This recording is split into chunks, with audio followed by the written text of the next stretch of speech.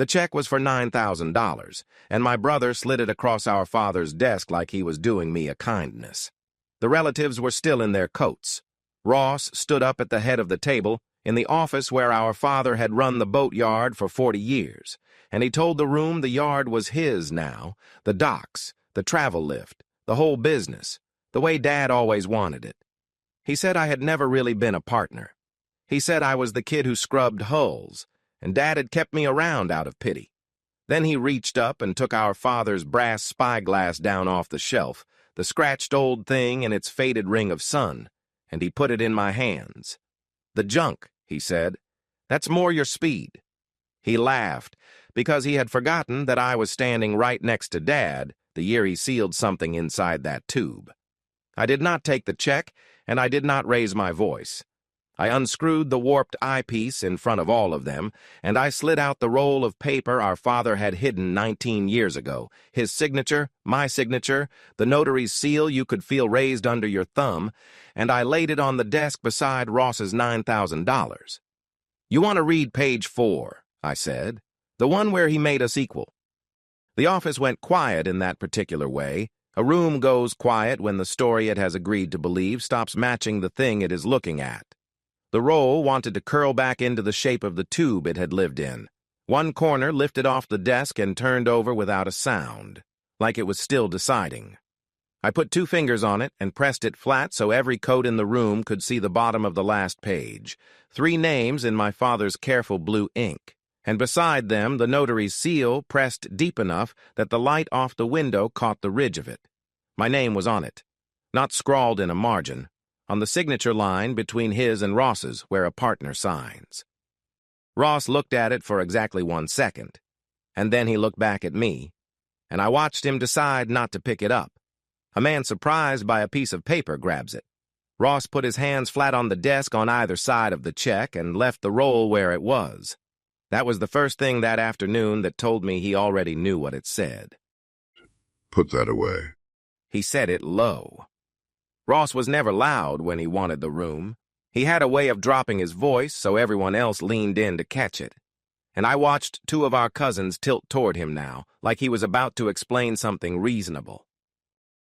"Sam, come on, Dad's 6 weeks in the ground and you're going through his desk for scraps at his own reading." I said, "I didn't go through his desk. You handed it to me. 30 seconds ago you took it off that shelf yourself, put it in my hands, and called it junk. I'm just showing everybody what junk you gave me." "The spyglass is junk," I said. "Then you'll be glad to see the back of it. There it is, on the desk, next to your $9,000. There were maybe 14 of us in that office, and every one of them had watched Ross run the place for years without ever once asking him a hard question about it. Cousins from Dad's side. 2 of the old crew who had been let go and come back for the reading in ties that didn't fit their necks anymore. Dad's chair was still behind the desk, pushed back at the angle he'd left it, and nobody had sat in it, not even Ross, who stood beside it with one hand resting on the headrest like a man posing for a portrait he'd already paid for. Through the window behind him you could see the travel lift and the North Slip and 40 years of my father's life sitting out on the water. And every person in that room had decided, before I ever unscrewed the eyepiece, that all of it belonged to my brother. He turned to the room instead of to me. That was Ross's whole life in one motion. When the man in front of him had a point, he found a room to play to. He spread his hands the way he did with vendors on the phone, easy, reasonable, a little sad. "You all knew Dad, sentimental to a fault. 19 years ago he wanted his 2 boys to feel equal. So he had something drawn up that said so, and it made he was my father, and it cost me nothing to let an old man feel generous. That is not ownership. That is a card he could have signed on a birthday. I am the one on the loans. I am the one who kept the lights on when the marina bet nearly buried us. I am the one in this office at 5 in the morning when the tide is wrong and something has to be pulled before it sinks at the dock. Sam scrubbed hulls. God love him, nobody scrubbed a hull cleaner. But you do not hand a man half a business because he is good with a brush." I let him finish. I have let Ross finish my whole life. That is the part he built everything on, and I understand it now the way you understand a thing too late to be proud of understanding it. He narrated me, To Dad, to the crew, to the vendors who called the office, to this room. And every year I let the story sit where he said it because the boat still needed scraping and his version of me did not stop me scraping them. He mistook that for agreement. He stood up 6 weeks after we buried our father, so certain of the story that he took the one object in the building that could end it and put it in my hands for a laugh. He thought it was junk, because in 19 years, he had never once wondered why I kept a scratched old spyglass where Dad could see it from his chair. I am 54 years old. I have spent most of them on that yard, in the water to my waist in March, under hulls with a wire brush and a work light held in my teeth. And yes, I scrubbed hulls, the way you scrub a hull when it is your father's name on the sign and the boat has to be right by Friday. Ross kept the books. Ross was good with the books, good with the bank, good with the version of the family where he was the one who built things, and I was the one who was lucky to be allowed near them. I let him keep all of it every year, because keeping it seemed to be the thing he needed, and the boats did not care who balanced the ledger. That was my mistake. It was a long one. I was finished making it the second he set that spyglass in my open hand. The difference today was that when he finished, the roll was still on the desk. He had not touched it. He was not going to. I turned it so it faced the room instead of him, and I set my finger under the line that mattered. I said, "Page 4. The partners shall hold the business in equal shares, 50 and 50. Walter Hale, Ross Hale, Samuel Hale. That's his hand. That hook he put on the W, the one on every check any of you ever cashed. He didn't scribble it on a card to make me feel included. He sat us down at his own kitchen table with a notary and had it witnessed and sealed.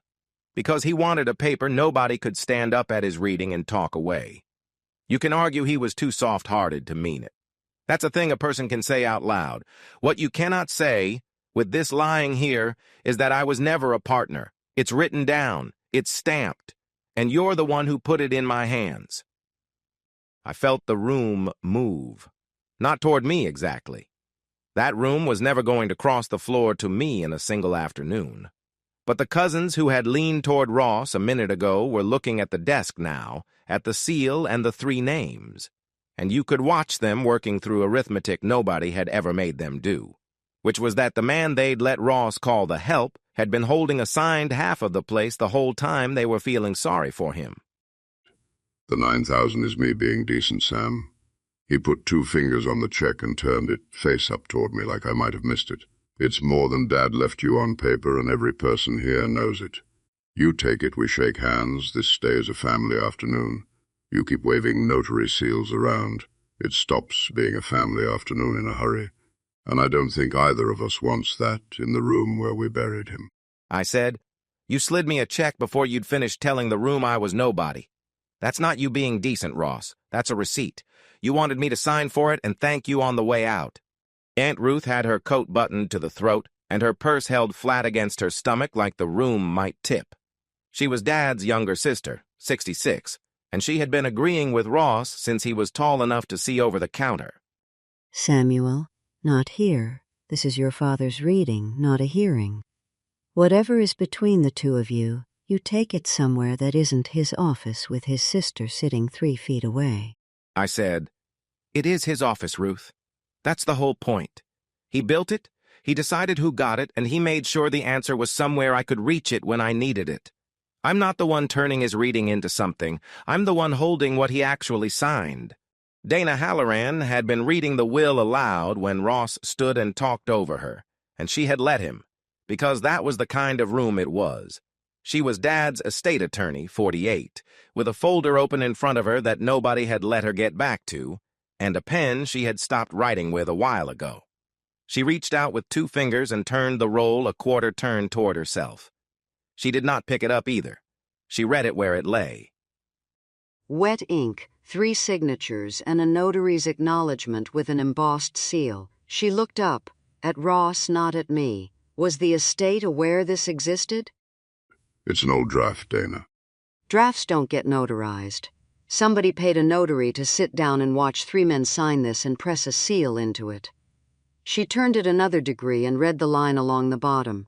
It's executed, it's dated, 19 years ago. And 19 years is exactly my point. Ross spread his hands again, but the ease had gone out of them this time. 19 years is half my adult life. Things get updated. Things get corrected. A paper that old is not the last word on how this yard is held. It can't be. An executed, notarized partnership doesn't stop being the last word because 19 years went by, Mr. Hale. It stops being the last word if there is a later signed instrument that changes it. Is there one? There's how the yard has actually run. Everybody in this room has watched how it runs. That is not what I asked you. Updated by whom, Ross? On what paper? That was the question that changed the temperature in the room. I saw it land on Ross the way a wave lands on a man who has turned his back on the water. You can see the second it hits him even from behind. He was quiet. Ross, who never in his life got caught without the next sentence, stood at the head of our father's table and said nothing for one full breath. Then he did the thing I did not see coming. He still did not reach for the roll. He'd had a dozen chances to snatch it off the desk and tear it, and he never once moved his hand an inch toward it, and that was the tell I only read correctly later. A man surprised by a document lunges for it, and a man who came prepared for it does not. Ross reached into the inside pocket of his own coat instead. He had kept his coat on the whole reading, buttoned like all of them, and I'd told myself it was because the heat was turned down now that Dad was gone, and nobody had thought to turn it back up. It was not the heat that kept his coat on. He took out a document, folded in thirds, thick, several pages behind a blue backer, folded sharp, the way something is folded when it's meant to be filed and not read at a kitchen table. He set it on the desk face down. He squared it with 2 fingers until its edge ran parallel to the edge of the desk, and then he laid his palm flat on top of it and left it there. And he looked at me. And for the first time since he had gotten to his feet at the head of our father's table, my brother looked like a man enjoying his afternoon. You want me to read page 4, he said. Read the date on mine. I looked at the back of it. Blue paper, 3 staples through the fold, his hand flat across it like he was keeping it from getting up and walking off on its own. Every coat in the room had gone still. Ruth's purse had stopped moving against her stomach. Dana Halloran set her pen down on her folder without a sound. I had walked into my father's office that morning, certain of one thing and one thing only, that the roll hidden in the spyglass ended the argument before it could start, that I would lay it down and there would be nothing left to say. It had not crossed my mind, not once, that Ross would come to our father's reading carrying paper of his own, squared and folded and waiting under his coat, with a later date than mine. Whatever was under his hand, he had brought it into that office on purpose. He had let me run the spyglass out in front of everyone. He had let me lay our father's roll on the desk and say the word equal out loud to the room. And he had watched me do all of it with a second piece of paper folded flat against his ribs the entire time. He had known I would come with the roll. The only thing left in that office to find out was what my brother believed could beat it. Nobody in the office moved. Our father's roll lay on the desk, still fighting to curl back into the shape of the tube it had lived in, and a foot away from it lay Ross's folded thing, flat under his palm like he was afraid it would get up and walk off on its own. Then Dana Halloran did the first sensible thing anyone had done since the reading started. She put her hand out across the desk, open. May I? It was not really a question, and Ross knew it. And he took his time about it the way a man takes his time when he wants you to believe he could have said no. He slid the document across. 3 staples through the fold, a blue backer creased sharp, and she opened it flat over her own folder and read it the way she read everything.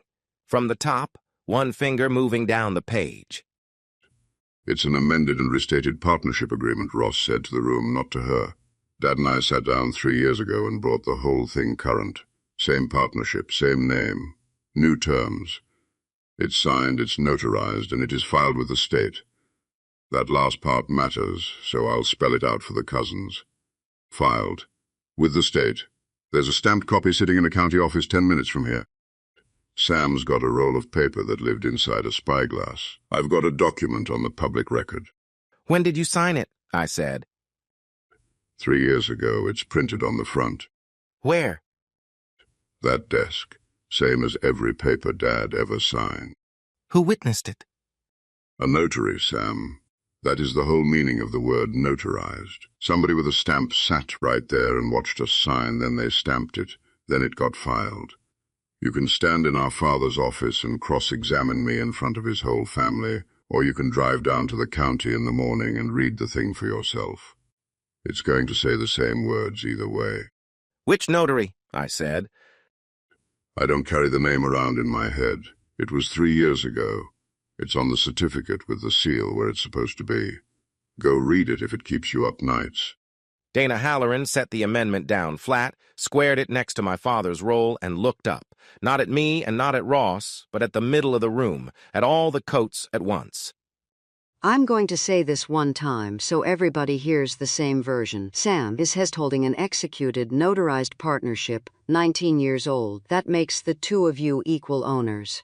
Ross is holding an amended and restated version, 3 years old. That says something else, and he says it's filed with the state. If that filing is valid, the newer document is the one that controls. If it isn't valid, it's paper with a staple in. I cannot tell you tonight which of those it is, and neither can anyone else standing in this office. That is a question for a probate judge. It is not a question for a reading. That was the sentence that turned the afternoon over. I had walked into that office believing the roll in the spyglass ended the argument because it was signed and sealed, and it made us equal in our father's own hand. And it had not once crossed my mind that a newer piece of paper could lie down on top of an older one and smother it just by carrying a later date. My win had lasted about 4 minutes. Now it was a contest, and the other man's paper was the one already on the public shelf. I watched the room adjust to that. A minute earlier, the Coates had been looking at the 3 names on my father's roll like people who'd just been shown the trick of a card they'd been fooled by for years. Now they were looking back and forth between the 2 papers, weighing them like a man weighs 2 dogs before a fight, and I could see the hedge creeping back into their faces. Whatever they had almost decided about me, they were unlearning it in real time, because Ross had a stamp and a county office and a sentence that ended with the state, and I had an old glass and a story about our father sealing something. It should have rattled me more than it did. What steadied me was the thing I could not stop chewing on. Ross had come to a reading he'd told everyone was a formality, carrying a folded document under his coat, squared and stapled, ready. Nobody brings a weapon to a room he thinks is already his. He had known I'd come with the roll. He had planned for the exact paper I laid on the desk, and a man does not plan against a keepsake. The current one controls, Sam. I'm not being cruel, I'm telling you how paper works. The newest signed version is the one that counts, and mine is newer, and mine is filed. Yours is a keepsake. It's a nice one. Frame it. Hang it by the door next to the other picture of your dad kept. He meant the clipping by the office door, and he knew exactly what he was pointing at, because it had hung there in a dime store frame for 19 years, and everyone who ever walked into Heir Boatyard walked past it. It was the front page of the county paper the week the marina expanded, the week Dad finished dredging the north slip and doubled the water the yard could hold. The photographer had lined the owners up on the dock for the shot, Dad in the middle with his hand flat on the new piling, Ross beside him in a clean shirt. I was at the edge of the frame with a rag in my hand, because I'd been the one under the last hull that morning, and a man I didn't know waved me back with the flat of his palm and said, "Just the owners in this one, son." So I stepped back.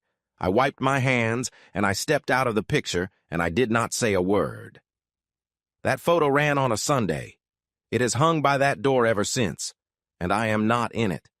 And for 19 years I told myself that was fine.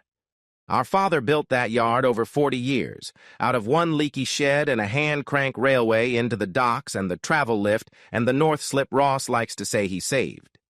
The year the marina expanded, the year of the photograph I wasn't in, he had the partnership drawn up and made the 2 of us equal in it, 50 and 50, his 2 sons. The whole place split down the middle the day he was gone. I stayed. I scrubbed hulls and pulled boats and learned every cleat and piling on the property with my hands. 12 years ago, Dad started to slip. Small things at first. A name he'd reach for and not catch.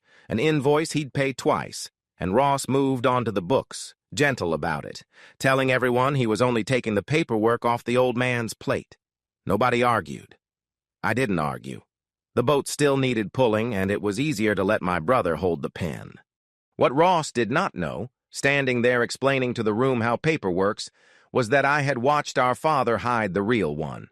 It was that same year, the Marina year, the year I got waved off the dock.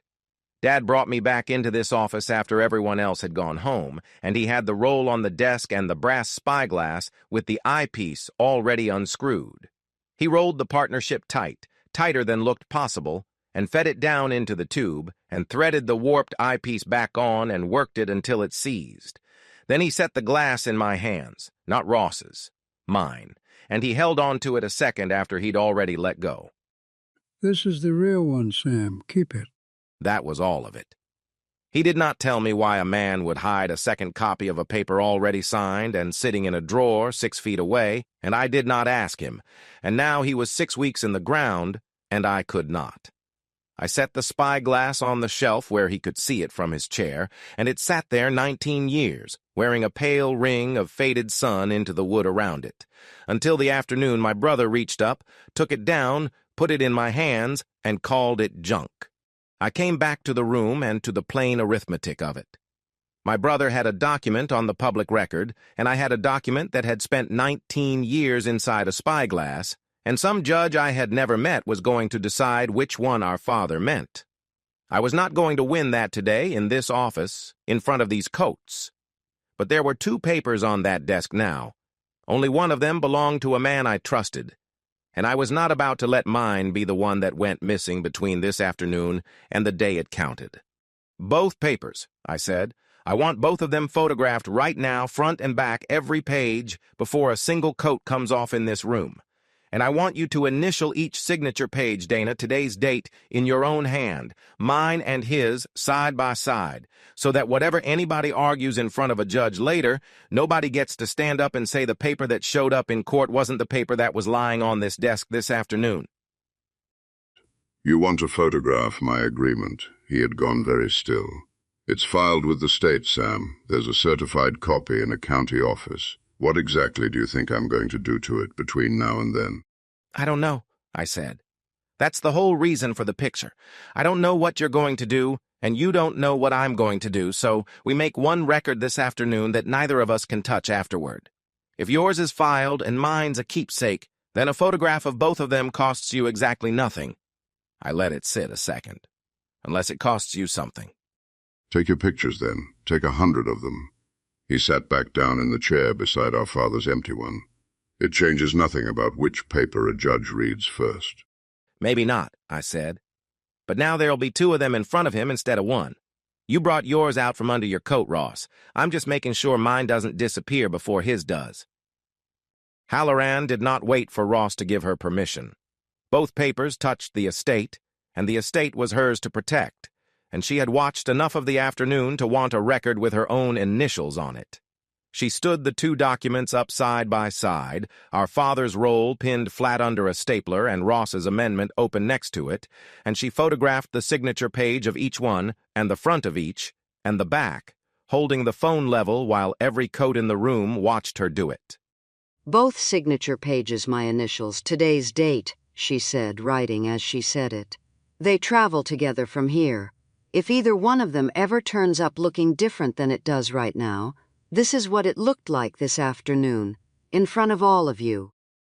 The current one controls. Ross said it one more time, quieter, like saying it enough would make it a seal of its own. Yours is a keepsake, Sam. "Then you won't mind the photograph." I rolled our father's paper back into a tube, and my hands did not shake.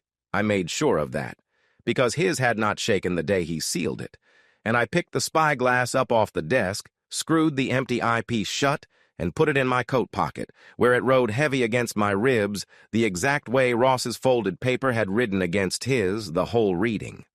Only then did I let the coat start moving toward the door. I drove home with the spyglass on the seat beside me and our father's roll flat under a phone book on the floor of the truck, and I kept coming back to the one thing Ross had never once argued with all afternoon. He'd argued the date. He'd argued the years. He'd called my paper a card and a keepsake and an old man's sentiment. He had not said a single word against the seal. The notary's mark pressed deep into the last page. The ridge of it you could still feel under a thumb. Because a seal like that was not a thing. It was a person. 19 years ago, somebody had sat at a table and watched 3 Hale men sign that page and press that mark into it and written the whole thing down in a book somewhere, the way those people are supposed to. I sat in the truck in my own dark driveway with the engine ticking as it cooled, and the whole thing had narrowed to one question I had no way to answer that night. There was a name under that seal. I did not know it. I did not know whether the person who owned it was still alive, still had the book, would remember one quiet afternoon 2 decades gone, and until I found that person, my brother's newer paper was the one that was winning. The Boats did not know our father was dead. That was the thought that got me out of the truck at 6 the next morning and back down to the yard, when every sane reason I had said to stay home and let a lawyer earn her fee. There was a 32-foot Grady sitting in the travel lift slings where I'd left her Thursday with her running gear half apart, and a hull in the slings does not care whose name a judge is going to write on the paper. The tide came in on schedule, so I went. I told myself I was going for the boat, and half of that was true. The other half was that a notary had sat somewhere on some day in front of some book and pressed a mark into our father's roll. And the closest I had ever come to that person's name was a ridge of brass I could feel under my thumb and could not read. His truck was already in the lot, parked crossways in the spot that had been Dad's for 40 years. Ross kept his own hours and always had, and I'd stopped reading into them a long time ago. But the sight of that truck sitting in that spot the morning after did a small, ugly thing to me anyway. The yard was gray and quiet, the water flat, the gulls not up yet. 6 weeks a widower place, and it already didn't sound like Dad's. 40 years I'd walked in the gate to the same 3 noises, the rigging tapping the masts, the crank on the old railway, my father clearing his throat over a cup of coffee gone cold on the desk. 2 of those were gone for good now. The third one had put a truck in Dad's spot. I had the slings tensioned and was under the transom with a work light when I heard his boots come across the gravel. He did not say good morning. He came around the stern and stood where I'd have to crane my neck to look up at him, which was a thing he did on purpose, the way Ross did most things on purpose. You shouldn't be under that boat, Sam. Somebody's got to be. That's not what I mean. And you know it's not what I mean. You come down here at 6 in the morning, put your hands on a hull like nothing changed, and it just makes this harder for both of us. You were never on the books. You don't understand how this place actually runs, what it costs to run it, what I'm signing my name to every month to keep water under these boats. You understand the wire brush. That's a real thing. I'm not taking it off you. It just isn't the yard. I came out from under the transom and stood up and wiped my hands on a rag, and I let the quiet sit a second because quiet was the one thing on that property that had always been mine. Then I said, "Tell me how it runs then. You keep telling me I don't understand it. So walk me through it." You want to do this here, at the boat? You came out to the boat, Ross. You started it here. He looked at the Grady, and past her at the north slip, at the water our father dredged, and something in his face settled. Not softened, settled, the way a man settles into an argument he is certain he wins. Fine. You want to know when this yard became mine? 19 years ago. The same year Dad signed that paper you're so proud of, the 50-50, the one that made his 2 boys feel level. The exact same year, I was standing at a bank counter putting my name on the note that dredged the North Slip and doubled this marina. He was a man past 60, and every lender in the county looked at a paid-off boatyard and a stack of slips nobody'd rented yet and said no. I signed anyway. I carried that debt the better part of a decade, and I rented every one of those slips myself, 1 boat owner at a time, on that dock, in February. You were right here the year the 2 of you got made equal, under a hull exactly like this morning. God love you for it. But the man who scrubs the boat is not the man who bet the place. And the miserable part, the part I have never once been able to argue him out of even inside my own skull, is that most of that was true. He did put his name on the note. He did sit with the bank. He did rent the slips in February.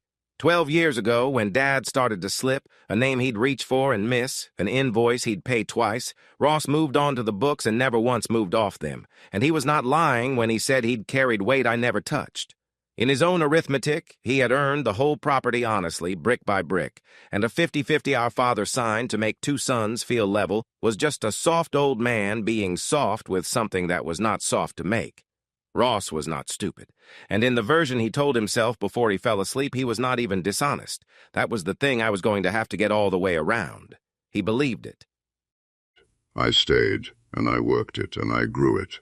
That makes it mine. That's not me being cruel to you, Sam. That's just the true version, and every person who is actually standing here knows it's the true version. So I gave him the man he came out to the boat to find. I put the rag in my back pocket and let my shoulders come down and let a little tiredness into my voice, the tiredness of a man doing the sum on what a fight is going to cost him and coming up short. It was not hard to fake. Half of it wasn't faking. All right, I said. Then tell me what it's worth. Not 9,000. You slid me 9,000 to make me sign a receipt in front of the cousins, and we both know that number was an insult dressed up as a check. So put a real one on the desk. What is it worth to you to have me sign whatever you want signed and go scrub somebody else's boats? He liked that. I watched him like it. His whole body eased half an inch, because now I was a problem he already knew how to solve. A number, a negotiation, a brother who'd finally read the room right and just wanted to get paid to leave it. Now you're talking sense. So what's got you so sure? I said, easy, still looking at the boat and not at him. That amendment of yours. Some clerk downtown ran it across a counter, dropped a stamp on it, slid it in a drawer at the county for a filing fee. That's the whole thing that's supposed to put me out of my father's yard. A rubber stamp and a clerk. It wasn't a clerk at a counter. He said it fast and half a step louder, and he took an actual stride toward me to say it. It was properly notarized. Somebody sat down in that office and watched Dad sign it and pressed a seal into it, the same as everything the man ever put his name to. The same as that roll you keep waving around. Don't you stand there and make it sound like I ran it through some window downtown for $1. It was done right. It's got the seal on it. It's got the whole acknowledgement, front and back, exactly where it's supposed to be. And there it was. I turned around and looked at him then, straight on, and I did not bother keeping it off my face. You went straight to the seal, Ross. What? I said a clerk. I said a counter and a stamp and a filing fee. I never once said the word seal. You did. I asked you to name a number to pay me off. And 30 seconds later, you're standing over me, swearing to the acknowledgement on the front and the back of your paper. I hadn't got anywhere near the seal. You ran to it before I laid a hand on it. For 1 second. For less than a second. My brother's face lost its footing. He had come out to that boat to move me off it. And somewhere in the last minute he had understood that I was not standing on his dock counting what he might pay me to disappear. I was standing on it counting his paper. He'd walked out here certain the fight was about a number. It had not been about a number since the second I unscrewed that eyepiece, and he was only now catching up to it, and I watched him catch up. He'd spent the whole reading and now this whole morning, sure that whatever I was the kind of man you settle. And I could see the new arithmetic arriving behind his eyes. That a brother who does not want to be settled is a different animal entirely, and a harder one to plan against, because there is no figure you can write on a check to make him stop reading your paper. You want to be careful, Sam. About what? About building a 19-year-old man out of one afternoon in your head. It's filed. That's the part that just will not go through to you. Mine is on the record at the state, and yours is a story about our father and a spyglass. You can dig up every dead stamp in this county if it keeps you warm at night. Filed is filed. He walked back up toward the office, and he did not hurry, because hurrying would have said something, and Ross had spent his whole life refusing to let his body say the thing his body wanted to say. But he'd already said it at the transom of that Grady, whether he meant to or not. A man with nothing to fear from a notary's seal does not throw himself in front of it before anyone has swung. He had stood on that paper for 3 years, telling the whole county it was solid, and the first time his brother waved a lazy hand at the stamp on it, he'd flinched toward it like a man covering a bruise you hadn't noticed yet. I finished the boat. I'm not going to pretend I stood there brooding. The running gear went back on and the Grady went in the water by 10, because that was still the job and the owner was still paying for it. But my head was up in the office the whole time, chewing on the one thing Ross had handed me for free. The seal mattered. He had told me the seal mattered, told me with his whole body before I'd asked. And a seal is not a thing. A seal is a person. Our father's roll carried the fancy kind. Brass jaws crimped into the paper, a raised ring, and some worn letters you could feel with a thumb and never read with an eye. I'd had it under the lamp at my own kitchen table the night before, and I could no more read a name off that embossing than read one off a coin gone smooth in a pocket. But Walter Hale had run Hale Boatyard for 40 years, and a man does not run a business 4 decades without 100 routine papers crossing a notary's desk, slip leases, an equipment title, the bill of sale on the old crane, and routine paper does not get the crimped brass. Routine paper gets the flat one, the rubber stamp, purple ink, the name spelled straight out, because the whole reason for it is to be read. So when the Grady was wet and the owner was gone, I walked into the office my brother now believed was entirely his, and I sat down in front of the low steel file drawer under the window where Dad had kept 40 years of the yard's paper, and I started pulling. Ross was somewhere out on the docks. I went through it the way you go through a thing you should have gone through years ago. A lien release, an insurance rider, the title on the travel lift itself. Most of them just Dad's own signature and nothing else. I did not know what I was looking for beyond a color and a shape. Purple, flat, spelled out. Half of what I pulled was Dad's careful hand alone. No witness, no stamp. 40 years of a man trusting his own signature to hold. It was slow going and my hands were still boat dirty, and I kept one ear on the dock, because if Ross came back through that door and found me elbow deep in the drawer, he'd have a name for that too. But near the bottom, in a folder gone soft as cloth from handling, there was an old Marina slip lease from back before any of this started, and stapled behind it was the acknowledgement page, and across that page, faded but flat and plain, was the purple ink of a rubber notary stamp. I put my thumb on it the way I'd put my thumb on the crimped one, and I felt nothing. No ridge, just old, dry paper. Then I read it. A commission number, a county, and a name spelled straight out the way routine paper is meant to be read, so that anyone who ever needed it could. A name I had not heard spoken out loud in 19 years, since about the week our father sat his 2 sons down at his kitchen table and made them equal. Margaret Voss. A name 19 years cold is not a phone number. Margaret Voss lived somewhere in the flat purple ink of a slip lease from before any of this started, and for all I knew she was in a churchyard by now, or 3 states away and long past, caring about a boatyard she'd stamped one paper for once. I had the name and nothing to hang it on, and I told myself I'd start working the phone book that night. I did not get to the phone book that night. Before I could go looking for the one person in the county who might know what my brother's paper was worth, the county came looking for me. It started with my aunt. Ruth Merrick was my father's younger sister, 66 years old, and she still drove the same brown sedan she'd taken to every Hale funeral and christening for 30 years, and I heard the tires in the gravel before I saw the car. She came into the office without knocking, the way blood does, and she stood in the middle of the floor in her good coat and looked at me at the desk, with the file drawer still half open beside my knee, and her face had already decided what it came to say. Ross tells me you're taking this to a court. Ross tells everybody a lot of things, Aunt Ruth. Don't do the smart mouth with me, Samuel. I changed you on that desk. I want to know if it's true because your father is 6 weeks in the ground, and the dirt hasn't settled. And I am hearing that his 2 boys are going to stand up in front of a judge and tear at each other over his money, like a pair of dogs in the yard. 40 years he builds this place. Is that the thanks he gets? You've heard one side of it, I said. I've heard the side that isn't hauling his father into a courthouse. She came a step closer, and her voice dropped into the register she used for the thing she'd really driven out to say. After everything that man gave you, he gave you a bunk over this office when you had nothing and nowhere, when you came back with 2 duffel bags, no wife and no plan and no place that would have you.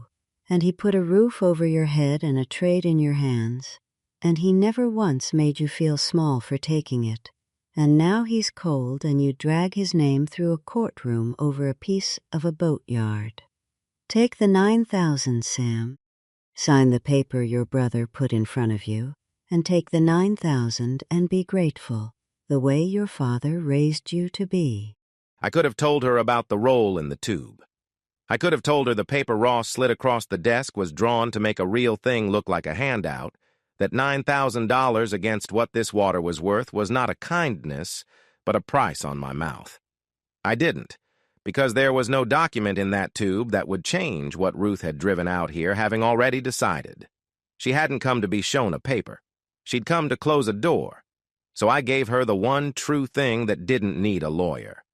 He gave me the bunk over the office, I said, because I was the one who was here at 5 in the morning to pull the boats. I earned that roof, Aunt Ruth. I earned it every February that Ross was somewhere warm. I'll take a lot of things off this family, but I'm not going to stand here and be ashamed of a bed I worked for. You always did have an answer ready. It's not an answer, it's what happened. What happened? She pulled her coat closed at the throat and looked at me the way you look at a thing you've given up talking sense to. I'm telling you as the only one left who'll say it to your face and mean it kind. Let it go, because if you don't, you're going to find out real fast how many chairs there are for you at anybody's table come Thanksgiving, and a court paper doesn't get you a seat at one. Be grateful, Sam. It is not too late to just be grateful.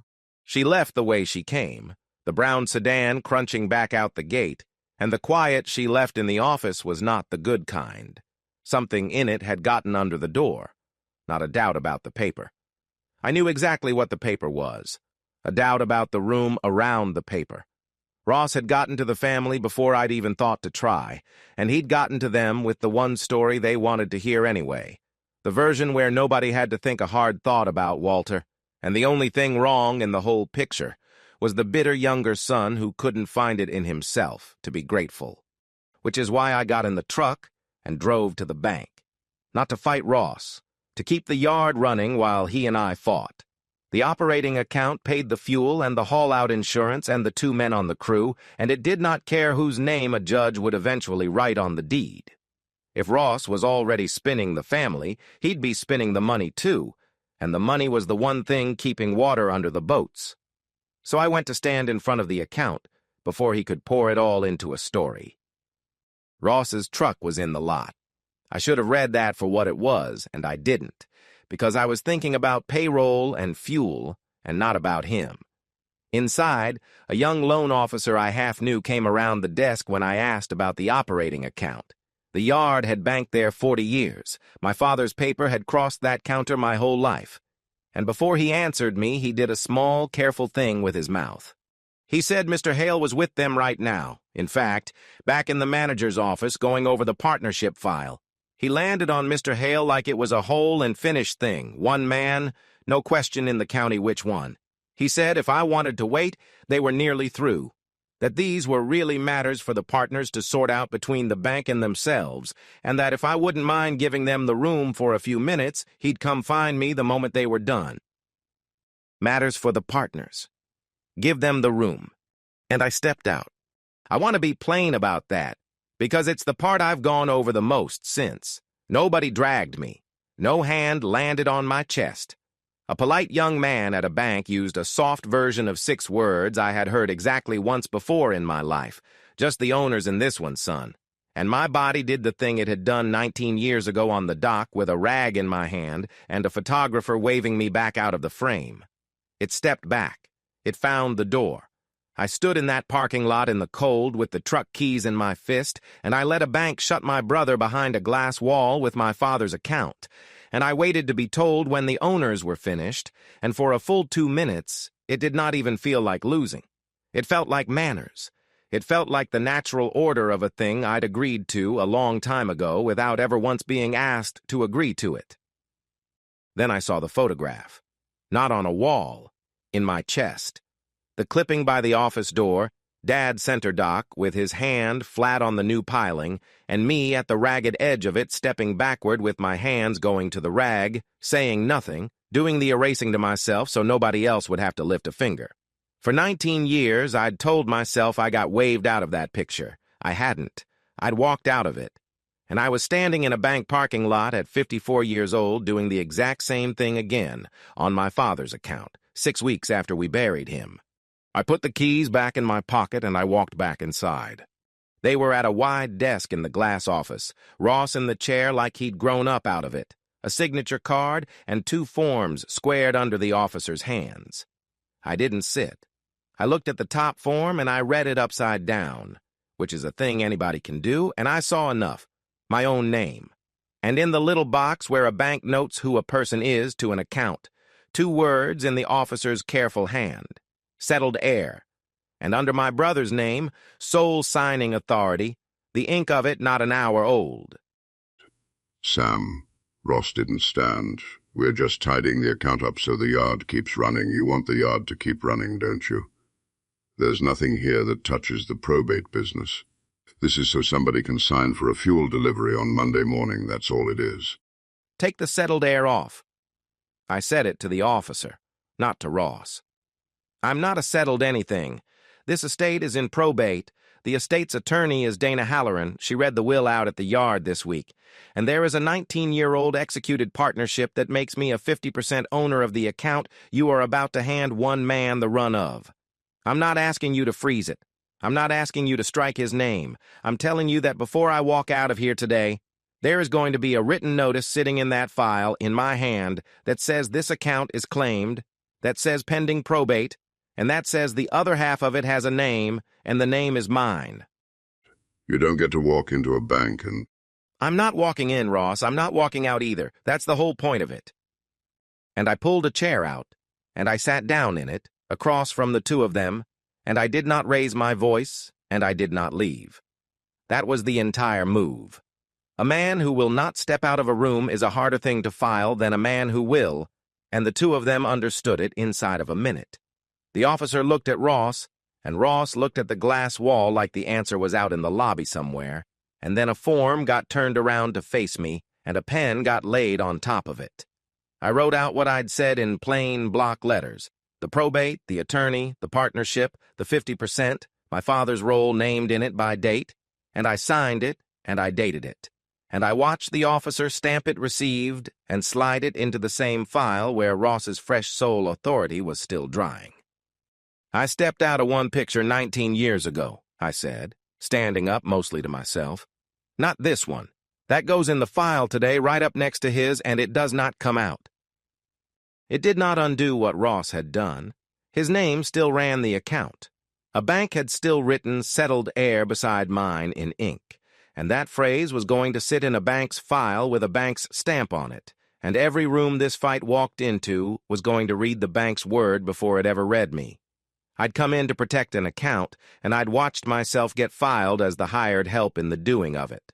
But my paper was in there now, too, pressed right against his, and a file with 2 claims in it is not a file anyone gets to call settled. I'd stopped the erasure from being the only thing on the record. It was the smallest possible thing to win, and I took it, because it was the first thing I had taken instead of swallowed. I drove back to the yard in the last of the light with the account half lost and half held, the north slip flat and gray, the boats riding easy and indifferent as ever to whose name a court would decide they answered to. The office was dark when I let myself in. The little red eye on the answering machine was blinking against the black, one message, and I stood there in my coat and pressed it without bothering with the lamp, expecting Ross, or a vendor about Monday's fuel, or Ruth come back with a second helping. It was a woman's voice. Older, dry, careful with its words, a voice I had not heard in 19 years and knew inside of 3 of them anyway, the way you know a smell out of a house you grew up in. Sam? Sam Hale. It's Margaret Voss. I did some notary work for your father, years back, around the time the marina went in. A pause, the tape hissing under it. I've been hearing some things this week I don't much care for. About a paper. A paper that's supposed to have my name down at the bottom of it. I think you and I had better sit down together, you and me, before you go carrying any of this in front of a judge. Call me back tonight if you get this. Tonight, Sam, not tomorrow. The machine clicked off and the red eye went dark, and I stood in my father's cold office with the name I had dug out of a drawer that same morning ringing off the walls now in her own living voice. I had spent the whole of one day being told to be grateful and watching a bank file me as an heir to a thing I owned half of.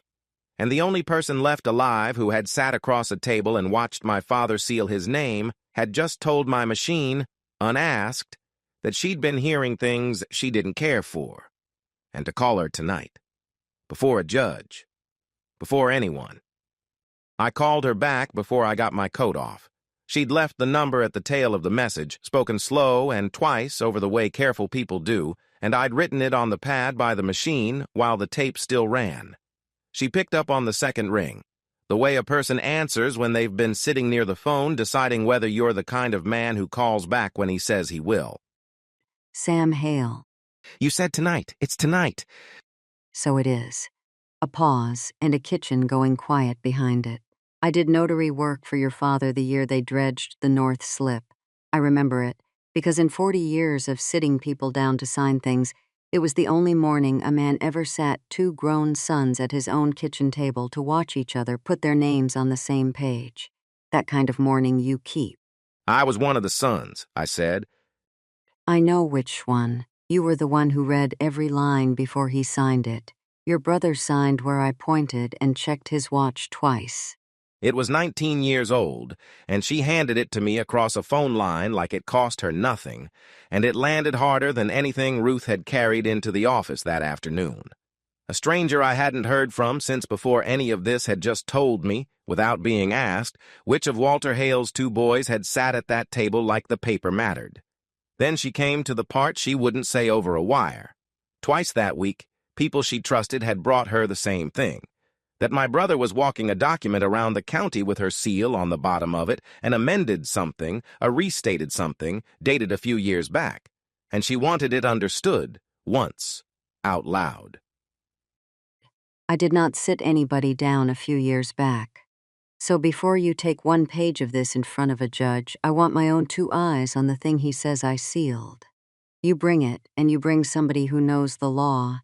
Because if a man's helped himself to my name, I mean to be in the room where that counts for something.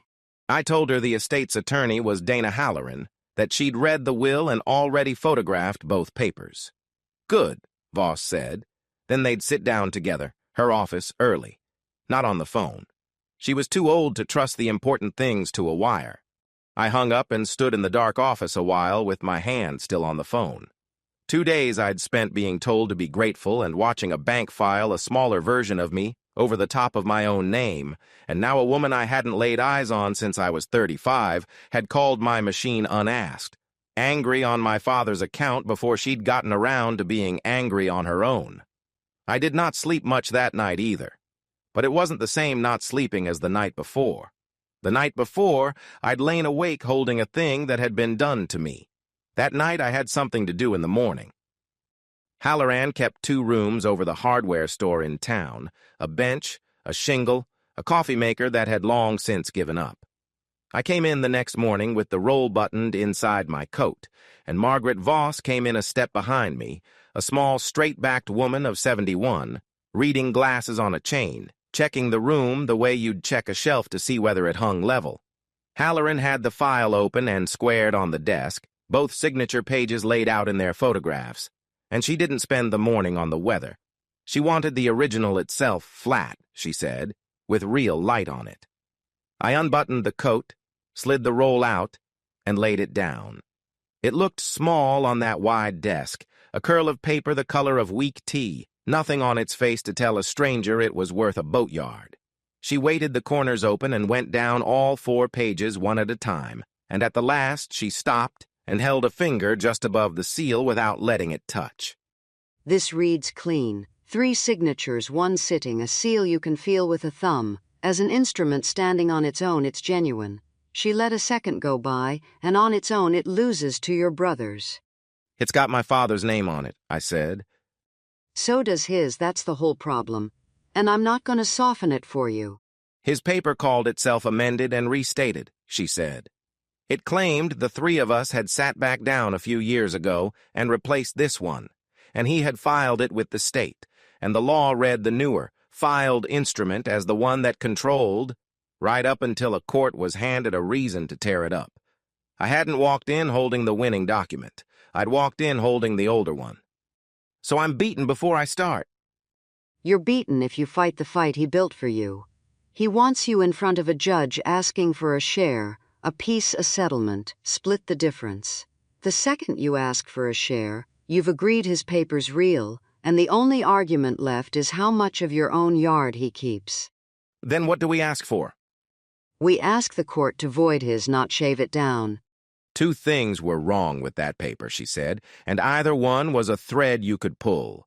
The first was that it was a filing with the state that wasn't true, and a false instrument on a public record was no small thing. A court could strike it, and a struck filing brought down everything built on top of it. The second she came to more carefully. She turned one of the photographs to face me and put a finger on the date printed under the signatures. This amendment is dated 3 years ago. Sam, was your father a well man 3 years ago? 3 years ago, my father had had the first of the strokes that finally took him, and by that winter he was a man who'd reach for the name of a boat he had hauled every spring for 30 years and come up holding air. He signed his own checks with somebody's hand under his wrist to keep it from wandering off the line. I'd sat with him myself that winter, reading the haul-out list out loud so he could nod at the boats he still knew, and I remember how few of them he did. Everybody in the family knew it. Ross knew it best of all, because Ross had been the one holding the pen out. No, I said. He was not a well man 3 years ago. He was the furthest thing from it there is. Then it stops being a squabble between two brothers over a boatyard. A signature lifted off a man who wasn't competent to give it, used to move property he spent 40 years building. That hasn't. And the state prosecutes people for it. In plain English, the paper Ross filed was never signed by a well man.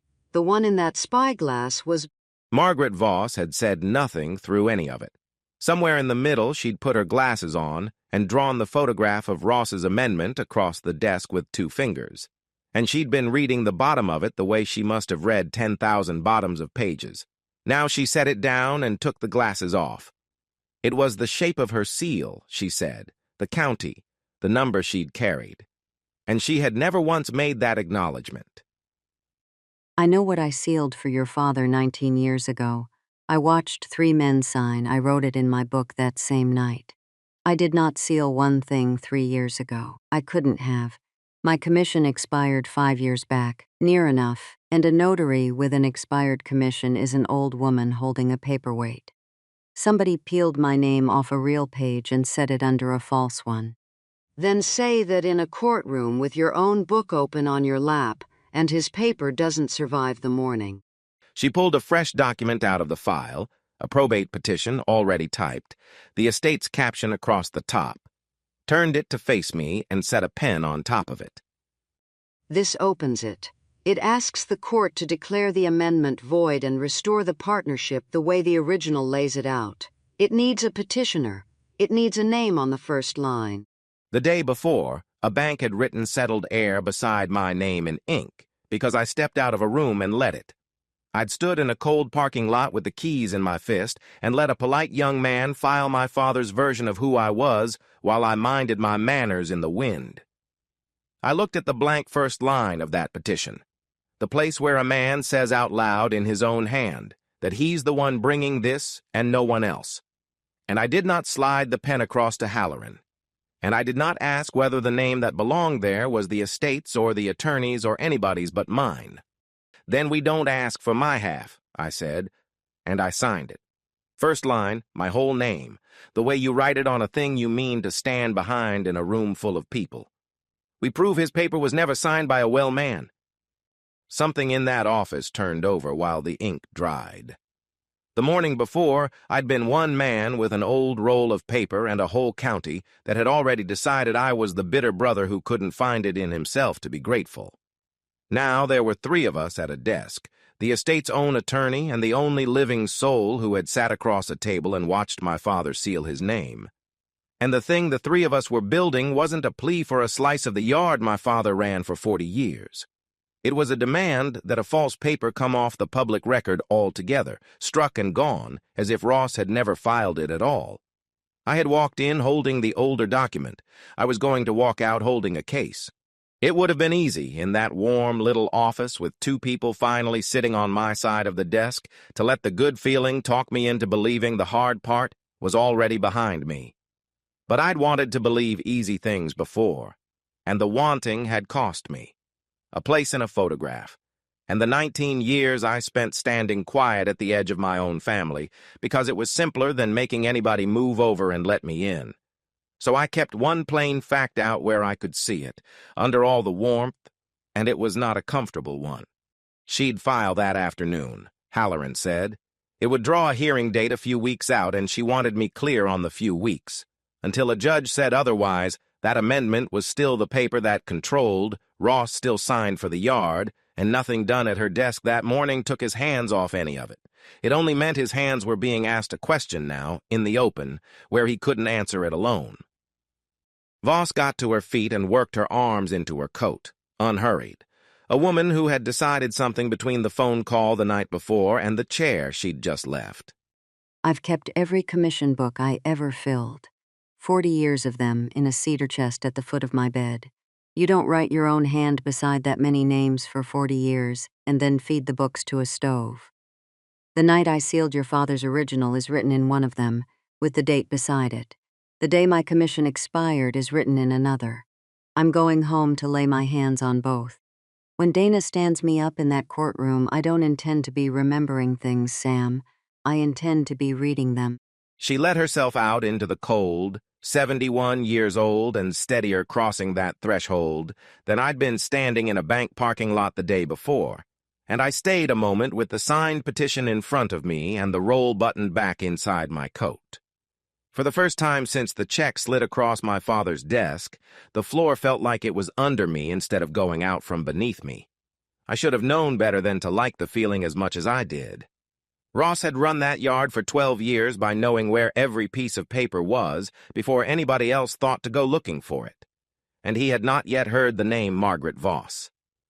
Halloran filed the petition that same afternoon, the way she said she would, and for 3 days, the fight went quiet the way a thing does while it grinds its way through a courthouse.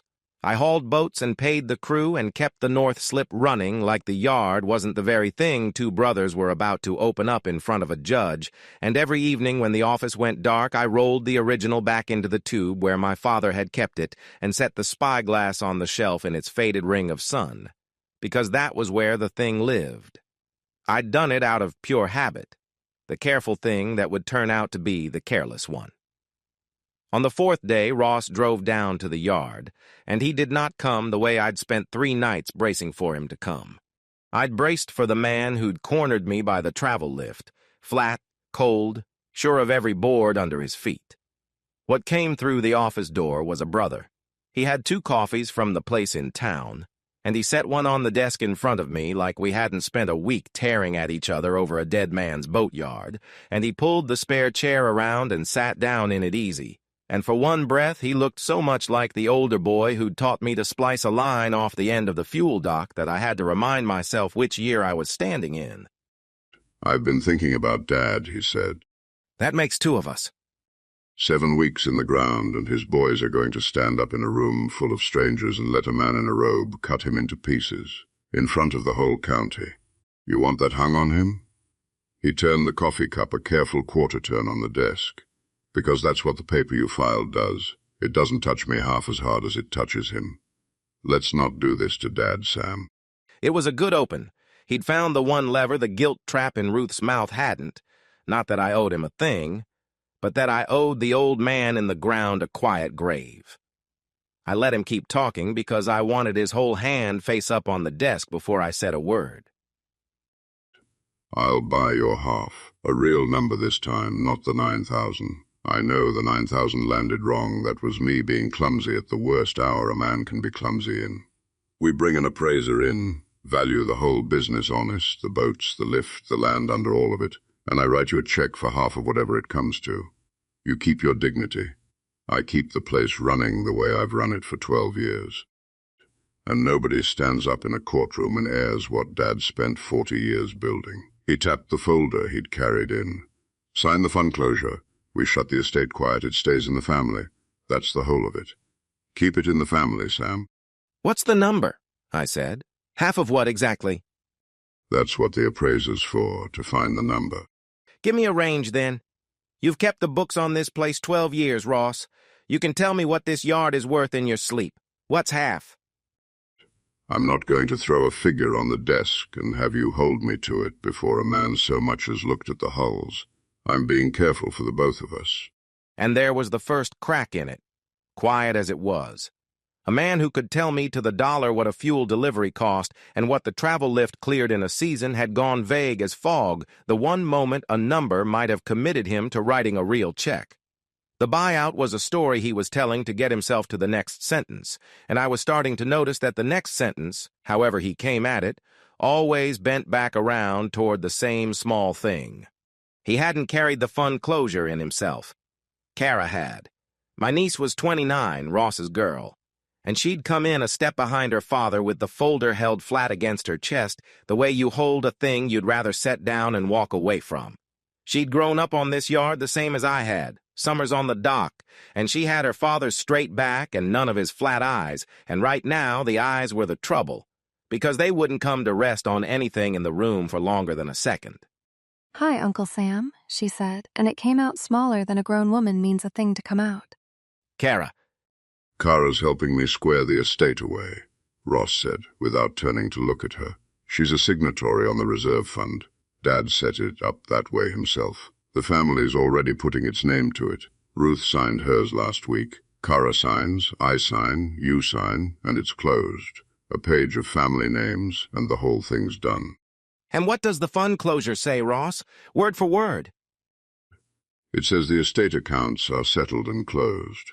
It's a formality, Sam. You've read every line of every paper that ever crossed this desk. Read it. You'll see there's nothing in it but housekeeping. I'll read it. Every line. Twice. And I'll tell you plain. A formality nobody minds waiting on doesn't need 3 names on it by the weekend. She set the folder on the corner of the desk and did not quite take her hand off it. I watched her father not look at her, and I understood the arrangement in a single glance. She was here because he'd told her to be, holding the paper because a daughter carrying it in made a squeeze look like family. I'd known Kara since she was small enough to sit on the office floor and take my father's spyglass apart in her lap. She was the one who'd worked the little brass eyepiece cap loose off it one summer. It never sat tight on the threads after. And she'd been so scared of what her grandfather might say that she'd slipped it in her pocket and carried it home and kept it, in a drawer somewhere, all the years since. Walter never said a word about the missing cap. He went on sighting hulls through a bare eyepiece for 20 years and let the girl keep her secret. "You don't have to hold the folder, Kara," I said. "It's fine." "It's not, but that part isn't your fault." She looked at me then for a full second, and something moved behind her face that she put away again before it could get anywhere. Ross talked right over the top of it. The appraiser can come out Thursday, he said, steering us both off the girl. I'll set it up, and while he's here we may as well have him look at the odds and ends, too. The old stuff of Dad's, that glass, whatever it's worth. He tipped his head toward the shelf without quite letting his eyes land on it. Value all of it, do it right, nothing left off the sheet. So there's never a question later that one of us hid a thing from the other. And there it was. The small thing every sentence had been bending toward. He'd come to buy a whole business, the yard, the lift, the deep water land under all of it. And the item he'd steered us to, careful as a man stepping wide around a hole he'd dug himself, was the scratched brass tube he had put in my own hands at the reading and called junk to my face. I didn't say any of that. I looked at the shelf like I was turning it over, and I paid out a little rope. "Maybe," I said. "It's just old brass. But if you want it on the sheet, I suppose I could let somebody put a number on the old junk. A neutral man. Somebody a court would take the word of." He took the rope whole, and his shoulders came down half an inch when he did it. "I've got a man," Ross said. "Does all the appraisals for the shop, knows marine gear cold. I'll have him out to my place, save you the drive. You drop the glass by tomorrow morning, he'll have it valued by the end of the day, and I'll hand it right back to you that evening. Tomorrow's cleaner than Thursday, actually. Let's just get the thing done." A neutral man had become his man inside of one sentence. A Thursday appraisal of an entire boatyard had turned, in the space of a breath, into me driving a spyglass across town tomorrow morning and leaving it at Ross's shop. He wanted it out of my hands and into his by the close of a single day, and he wanted it so plainly that he'd stopped hearing the sound of his own voice. "You don't want it appraised, Ross," I said. "You want it gone." I let that sit a moment in the warm little office, with the two coffees going cold between us. Funny thing, to want it that badly. For junk. His face did the exact thing it had done by the travel lift the afternoon he'd named the seal out loud before I'd ever thought to ask him about a seal. A small door swinging shut a half-second too late to matter. Then the brother came back down over the top of it like a lid, and he stood and he buttoned his coat the way a man does when he means to be the one who decides the meeting is over. "I'm trying to hand you a soft landing here, Sam. Half the value, clean, no courtroom, no strangers picking through what Dad left. You're going to remember I offered it, when there's nothing left on the table to offer." "I'll remember every part of today," I said. "You think you're holding something you're not. You've got a keepsake and a grudge, and neither one of them is going to feed a boatyard." "Then have your man appraise it Thursday," I said. "At the courthouse, with the estate's attorney sitting in the room. If it's a keepsake, Ross, you won't mind the company." He didn't answer that. He'd asked for tomorrow at his own shop with the two of us alone, and I'd just offered him Thursday out in the open, with a witness across the table, and the quiet he handed back was the loudest thing he'd said all afternoon. He left the fund closure folder sitting on my desk, a soft landing waiting on a signature, and he told Kara to come on. She gathered herself up to follow him, and at the door she stopped and looked back. Not at me, at the shelf, at the spyglass sitting there in its pale, worn ring of wood. And then at me, and she didn't say anything at all. Whatever was working its way through her hadn't found the words for itself yet, and it wasn't my place to hand them to her. I let her go. When the truck had crunched back out through the gate and the sound of it had died down the road, I stood a while and looked at the shelf. Then I took the spyglass down and did not put it back.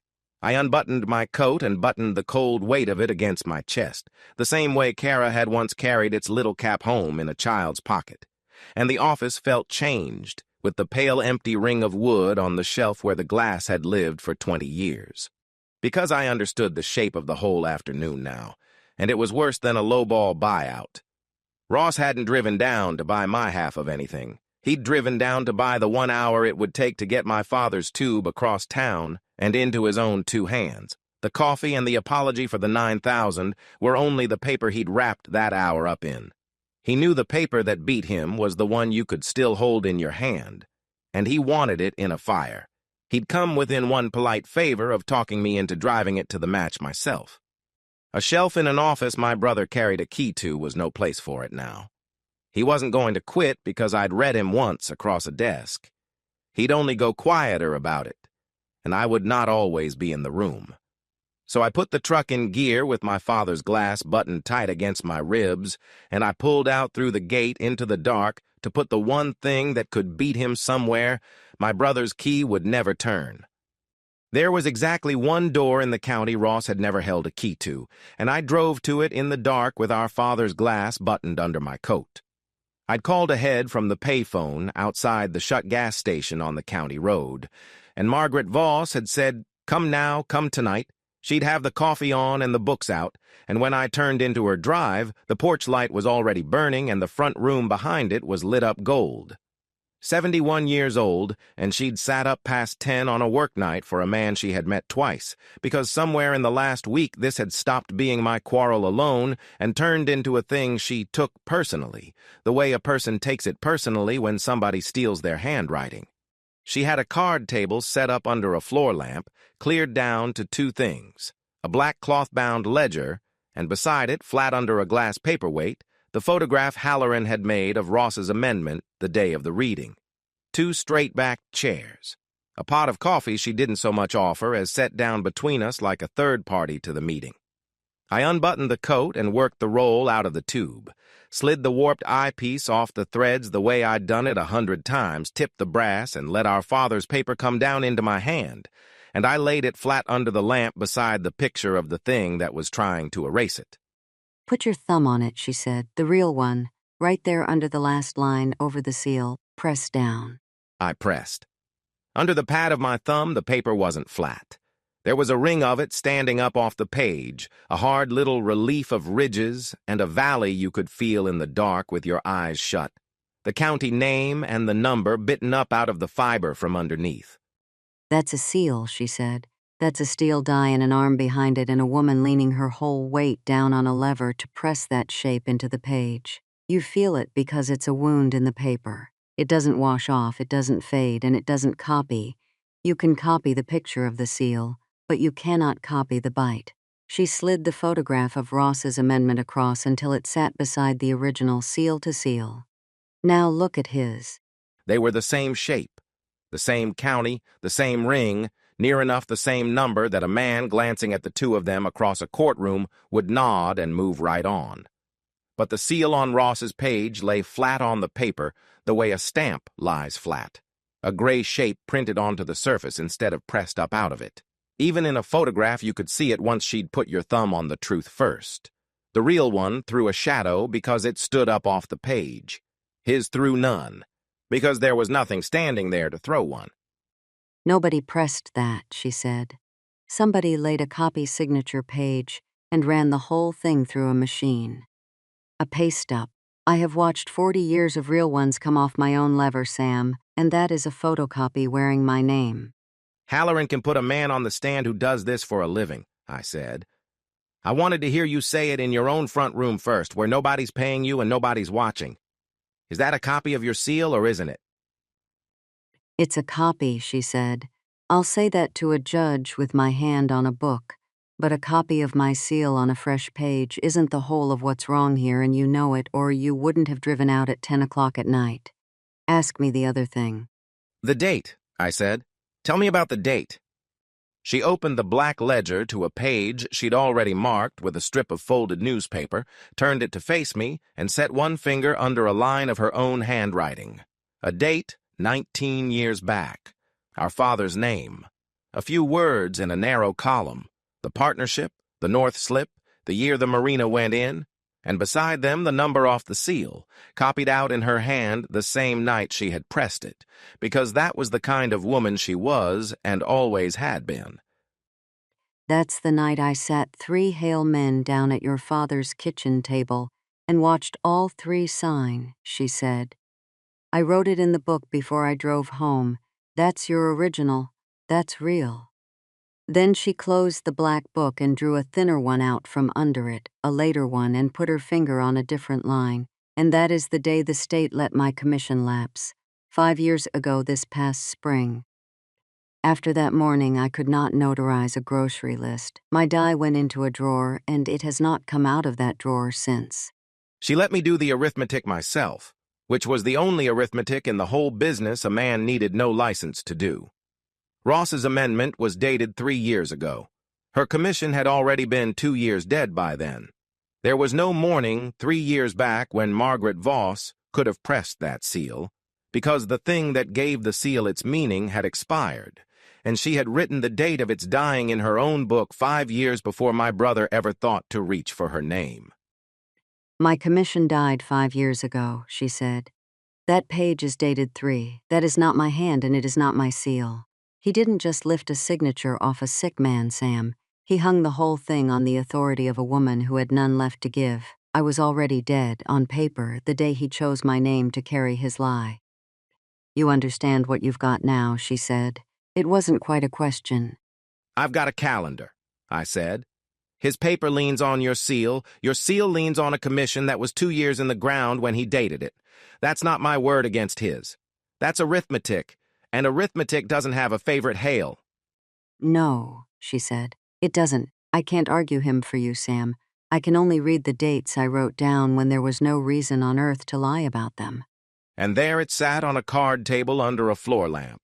Not a keepsake, not a grudge, not one brother's word against the others. 2 dates written down in a book kept 40 years, and a seal you could find with your thumb in the dark.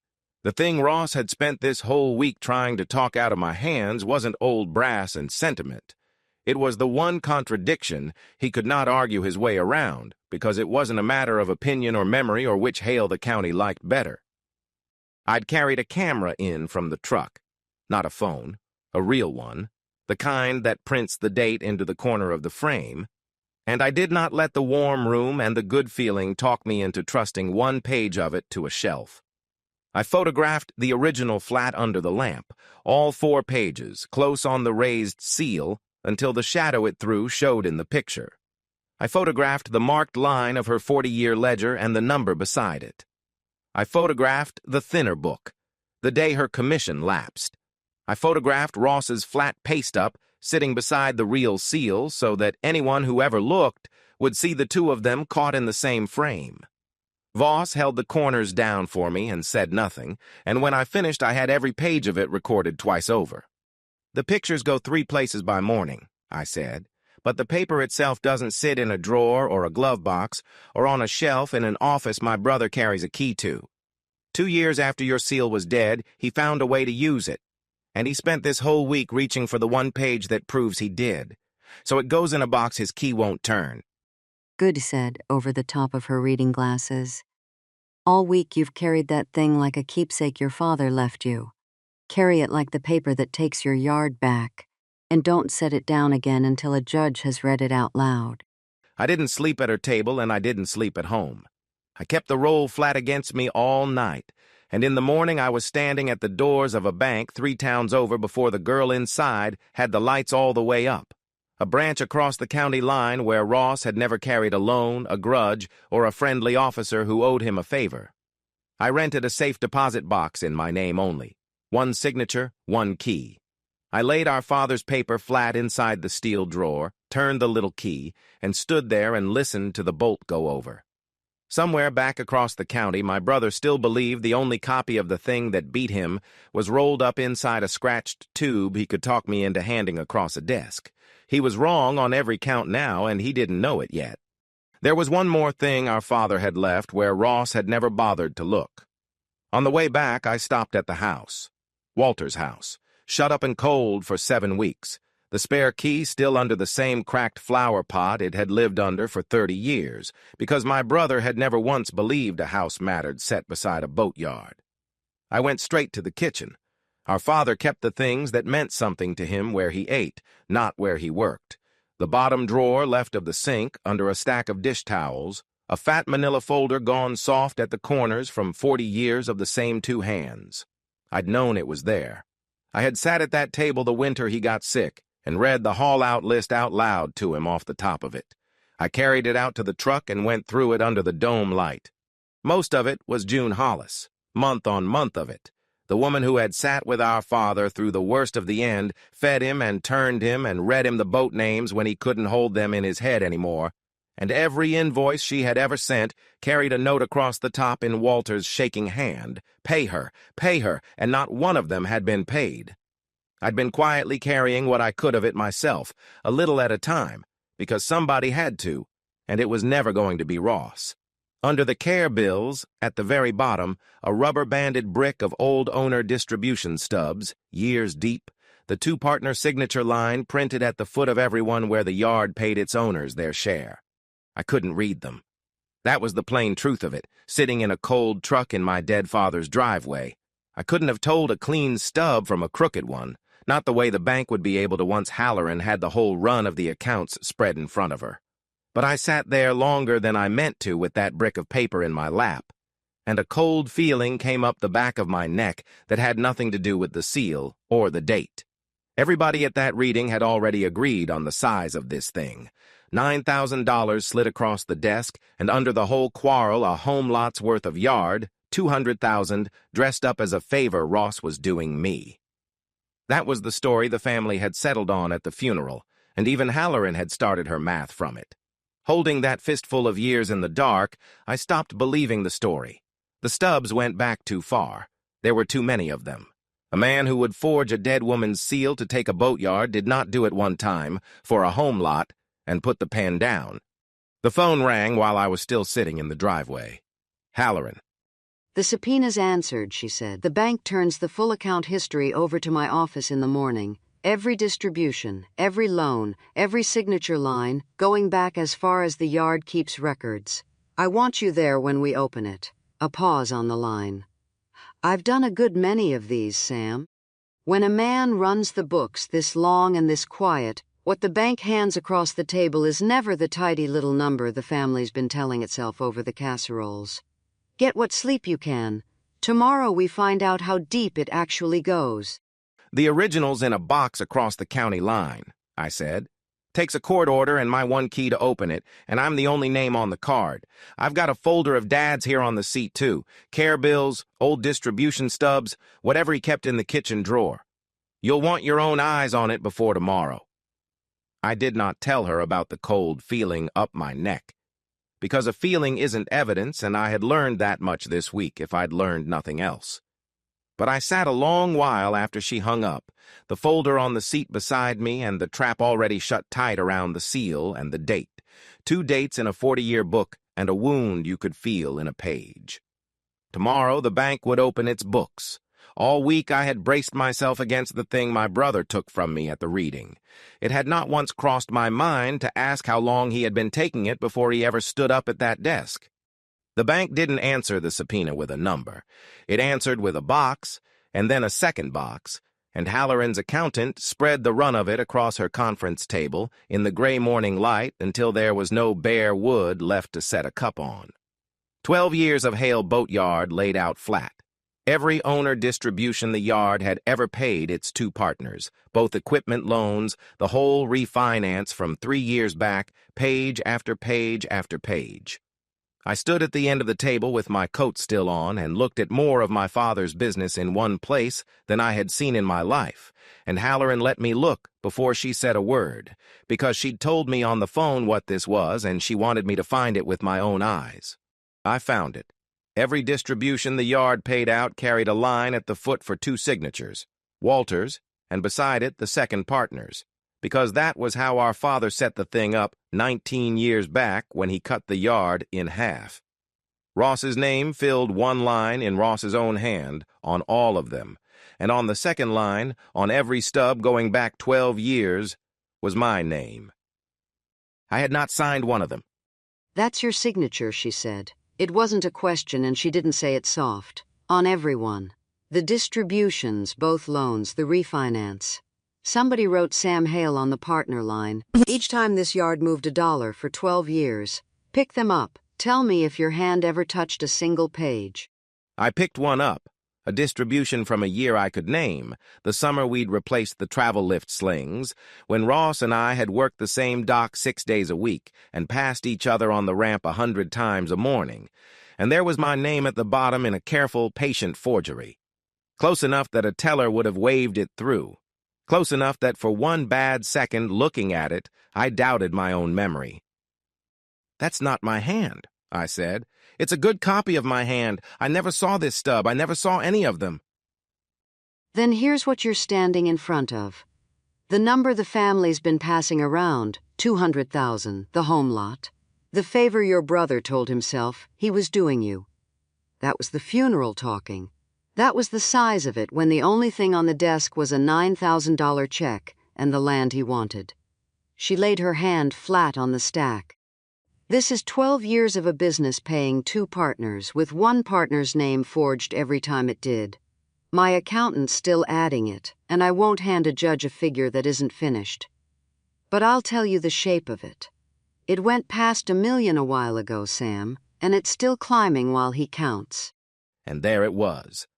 The cold thing that had come up the back of my neck the night before in a truck in my father's driveway, the thing I hadn't let myself say out loud with a fistful of old stubs in my lap. Ross hadn't taken the yard at the reading. The reading was the last move, not the first. The reading was the day he finally stood up in front of the relatives and said out loud what he'd already made true on paper 100 times over. He'd been taking my half since the year Dad got sick, one signature at a time for 12 years, while I hauled boats 40 feet from his office door and told myself we were only two brothers who'd stopped talking. Every season I scrubbed a hull and called it my share of the place. He'd been at a desk writing my name under money I never saw a dollar of. The check for $9,000 hadn't been an insult. It had been a receipt, the last small payment on a theft that had already run its whole course before I ever knew it started. I thought of the kitchen drawer then, and the soft manila folder still on the seat of my truck. Month on month of June, Hollis's care bills, everyone marked, pay her in my father's shaking hand, and not one of them paid. The money had been there the whole time. It came off these very pages, out of a yard clearing more than a man could spend, and it went across a desk on my forged signature, while the woman who sat up nights with a dying man had her invoices stacked unpaid in a drawer. That was the arithmetic that put me all the way down, not the size of it, where it hadn't gone. Halloran had Ross on the record that afternoon, across a table in a rented room with a court reporter's hands going and his own lawyer at his elbow. For an hour, he was smooth as a hull. He'd never seen those stubs. He signed what the yard put in front of him and didn't study the second line. Then Halloran slid the refinance across, the big one, and asked him plain whether the man who'd kept the books for 12 years had truly never once noticed his brother's signature appear on a loan his brother was never told a word about. And something in Ross gave, the way a plank gives under a weight it's carried too long. Not loud, just done. His lawyer said his name, low, a warning. Ross waved him off. I knew what page 4 said. He looked straight down the table at me when he said it. I knew there was a 50-50 with your name on it the whole time. I didn't forget it, and I didn't lose it. I chose it. I wasn't going to hand half of what I built to the kid who scrubbed hulls. He didn't raise his voice. That was the worst of it. Dad's heart wrote that page. Dad's heart didn't dredge the North Slip or carry the Marina note, or sit up with the ledgers while the old man lost the thread. I did that. It's mine because I made it worth something. And a signature on a rolled-up piece of paper doesn't change whose sweat is in the ground under that lift. There was no relief in hearing it. I'd half thought a confession would feel like a door opening. It felt like a door I'd been leaning on my whole life, quietly closing from the other side. He wasn't a man who'd made a bad choice in a bad hour, dazed by grief, clumsy at the worst time a man can be clumsy. He was a man who had looked at our father's own hand, understood exactly what it said, and decided across 12 unhurried years to write over it. I didn't say anything to him. There was nothing left in the room worth handing him. I walked out of that rented room and stood in the corridor a moment with my hand flat against the cold block wall, the way you steady yourself on a dock in a chop, and I let the whole shape of it settle. Not a brother who'd gotten greedy at a graveside. A brother who had spent a third of my working life at a desk down the hall from me, forging me out of a place we scrubbed and painted and hauled side by side, and coming home to Sunday dinners in between. The forgery I could have set on a scale and weighed. It was the ordinary hours around it, the coffees, the launches, the boats we walked into the slip together, that I couldn't get my arms around. Kara was waiting by my truck when I came out. She'd sat through the whole thing, a signatory on the reserve fund. Halloran had wanted her there, and she had the fund closure folder held flat against her chest the same way she'd carried it into my office 3 days ago, except her face had aged a week in those 3 days. She opened the folder against the hood of the truck without my asking. Ruth didn't sign this, she said. Her finger stopped on a name near the bottom of the family page. Aunt Ruth. Dad told me she signed hers last week, told the whole family she had. I called her this morning. She's never seen this page. She doesn't know a fund closure exists. She kept her finger on it like she could hold it down. He forged her, Uncle Sam, his own aunt, same as he did you. And he had me carry it into your desk so it would look like all of us, so it would look like family instead of a squeeze. I was the part he used to make it look like love. She reached into her coat pocket and set something small and warm in my palm. A little brass cap.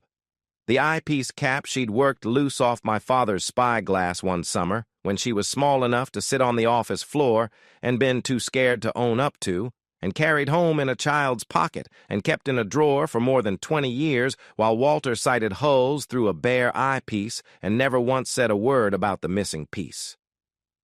I always meant to put it back, she said. I couldn't figure out how after so long. Put it back on it for me. Whatever happens tomorrow, put it back. I closed my hand over the cap and didn't tell her where it would go, because that was a thing for later, and this was not the moment. I looked at the folder open on the hood, at Ruth's forged name doing the same quiet work my forged name had done for 12 years, a real person's hand faked onto a page she never agreed to. The fund closure wasn't housekeeping. It was the newest forgery in a long line of them, the ink barely dry, and I did not take it out of her hands. "Keep the folder," I said. "Don't give it to me. Don't mail it to Halloran. Don't let it out of your hands tonight. The hearing starts at 9. You bring it in yourself, Ruth's forged name and all. And when you come through those doors, you go down front, and you sit where your father can see you the whole time, where he has to look at you holding it. He built this on family carrying his paper for him. Let him watch a piece of his family carry it the other way, in a room he can't run." 9 o'clock, she said. Front row, I'll be there. Voss called that evening, while I was still at the yard with the desk lamp on, and my father's business shut up dark all around me. She didn't lead with the hearing. "I have to tell you a thing before tomorrow," she said, "because I would rather you heard it from me at my own kitchen table than from a lawyer across a room. 2 years ago, Ross Hale came to my house. He sat where you sat, and he asked me to press a seal on a page and date it back.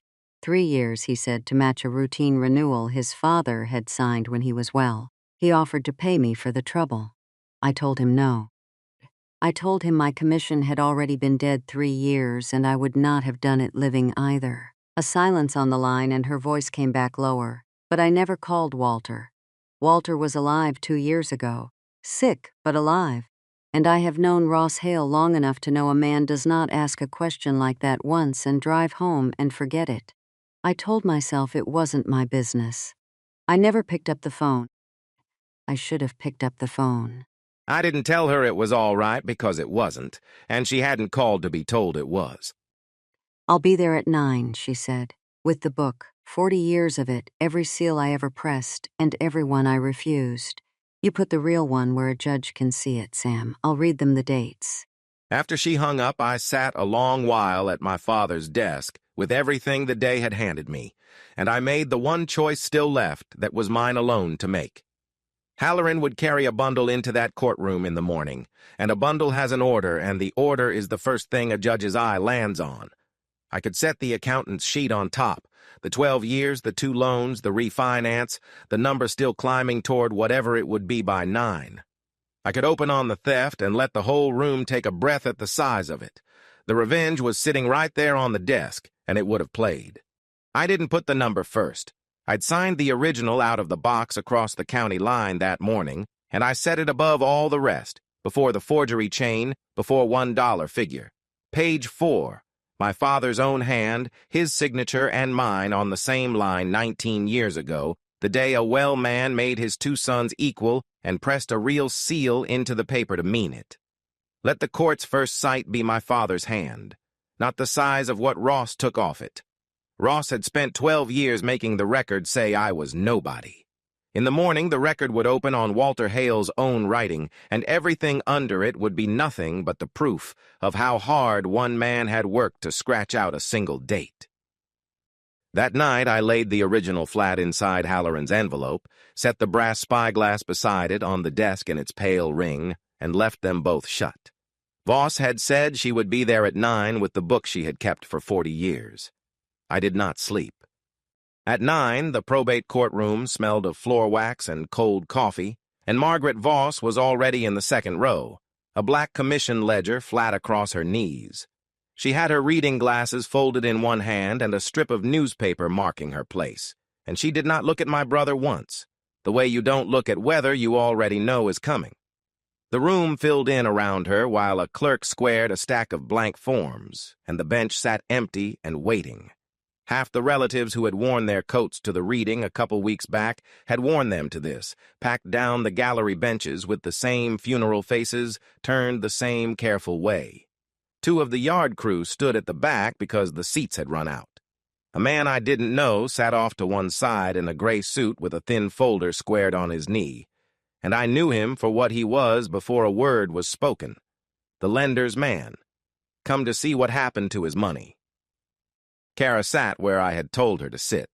Front row, dead center, the fund closure folder held flat to her chest with both arms. In the one seat, her father could not lean to his lawyer or square his shoulders at the bench without seeing first. She didn't wave and she didn't nod. She held the newest forgery in the family against her coat and let him find her there, and when he came through the doors and found her, something in his walk lost a half step it never got back. Ross came in like he still owned the floor he crossed. Good coat, chin up, a hand on his lawyer's shoulder steering the man to the table as though he were the one who had called the meeting. He had a copy of his own amendment squared in front of him, and a glass of water the clerk had set out, and he arranged both the way a man arranges the props of a story he means to tell. He had told that story for 12 years, and it had always held. He had not yet understood that this was the one room in the county he could not run, because the bench at the front of it owed him nothing and answered to a book instead of to a hail. Halloran sat beside me with the envelope, and she had built it the night before exactly the way I asked her to. Not the forensic sheet on top, not the 12 years of stubs, not the number. My father's own signature page, face up and first. When Judge Alvarez came in and took up the matter and asked the petitioner to lay the original instrument before the court, Halloran didn't reach for it. She turned the envelope and slid it down the table to me, and she let me be the one to open it. I stood. I worked the roll out flat on the clerk's table below the bench, all 4 pages, and I put my finger under the last line the way Voss had once set mine there in her front room. I didn't hurry it, and I didn't make a speech of it. I read the court the date. Page 4, I said, the one where he made us equal, signed 19 years ago by a well man. I named the 3 hands on it, my father's, my brother's, my own.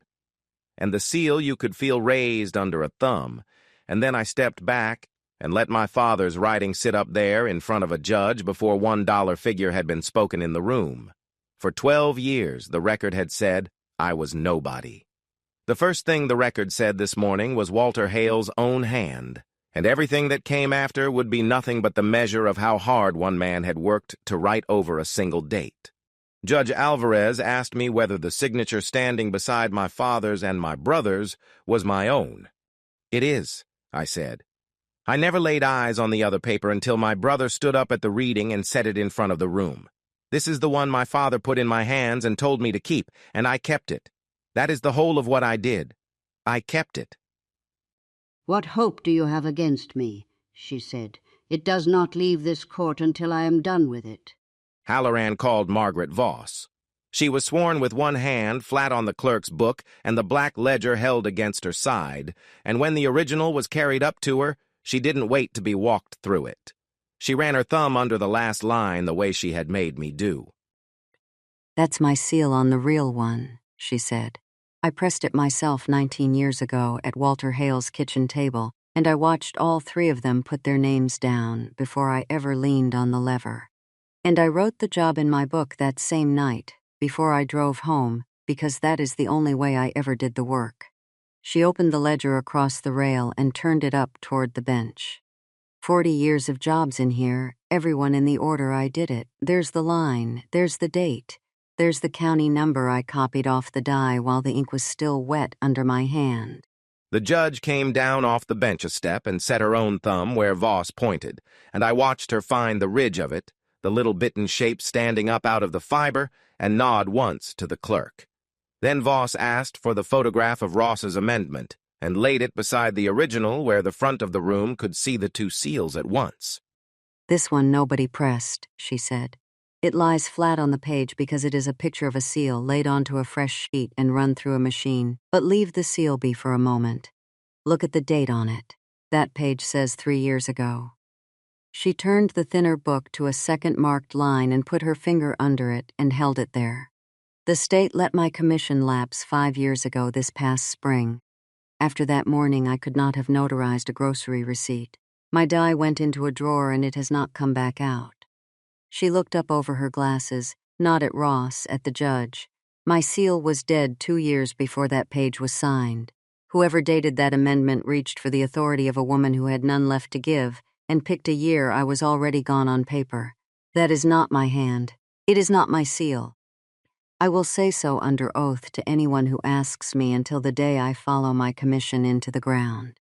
Is there any way at all, Halloran said, any circumstance you can put to this court in which your seal honestly comes to sit on a page dated 3 years ago? There is one, Voss said. Somebody photographs it off a real page and sets the picture down on a false one. That is the only way, because I was no notary that year, and a dead commission does not press a living seal. I watched my brother while she read the dates out, because there was nothing else in the room worth watching. He had poured himself half a glass of water somewhere in it, and when Voss reached the year his commission was 2 years dead, he set the glass down on top of his own copy of the amendment and left it standing there, his hand not quite steady on the rim. When he finally lifted it, a wet ring stood on the page. A pale circle soaked into the paste-up right over the flat gray seal, and the corner of the sheet had begun to curl up off the table where the damp had gone into it. He never looked down. He was looking at his daughter. The paper that was supposed to make him the owner of everything sat under his own hand, lifting and curling like something left out in the weather, ringed like a shelf where a thing had sat too long, and he did not once look at it. Then Halloran opened the other half of it, and the room went quiet in a different way. The amendment is 1 page, she said. This is 12 years. She had the bank's full run of the accounts and the accountant's finished sheet squared on top, and she walked the court down the 2-partner signature line that sat at the foot of every distribution the yard had ever paid. The line the partnership's own rules required 2 owners to sign before a single dollar could move. Every distribution for 12 years, both equipment loans. The full refinance 3 years back. 2 names on each of them, and one of the 2 forged every time the same careful copy of Sam Hale's hand. On money Sam Hale never saw a cent of, and never once knew had moved. She set the accountant's total flat before the bench and read it into the record in a plain, level voice. The first time the true figure had been said out loud in front of any of them. The tainted transfers come to $1.4 million. The number went through the gallery like a draft under a door. They had all walked in that morning, still holding the figure the family had settled on over the funeral casseroles. A home lot, $200,000, the favor Ross told himself he had done me. And the $9,000 he slid across the desk had been cut to fit that story. $1.4 million made a different thing of the check and a different thing of every hand that had reached out at the reading to press me to take it and be grateful. Back in the gallery, my Aunt Ruth had gone very still, because the fund closure Kara was holding down front carried Ruth's own name, forged across the bottom, and Ruth had spent the past week telling the family she signed it, and she was beginning to understand that the page which named her a liar was only the newest link on the same 12-year chain the court was reading out loud. Halloran said there was one more page, the freshest of them all, and she asked whether it might be brought forward.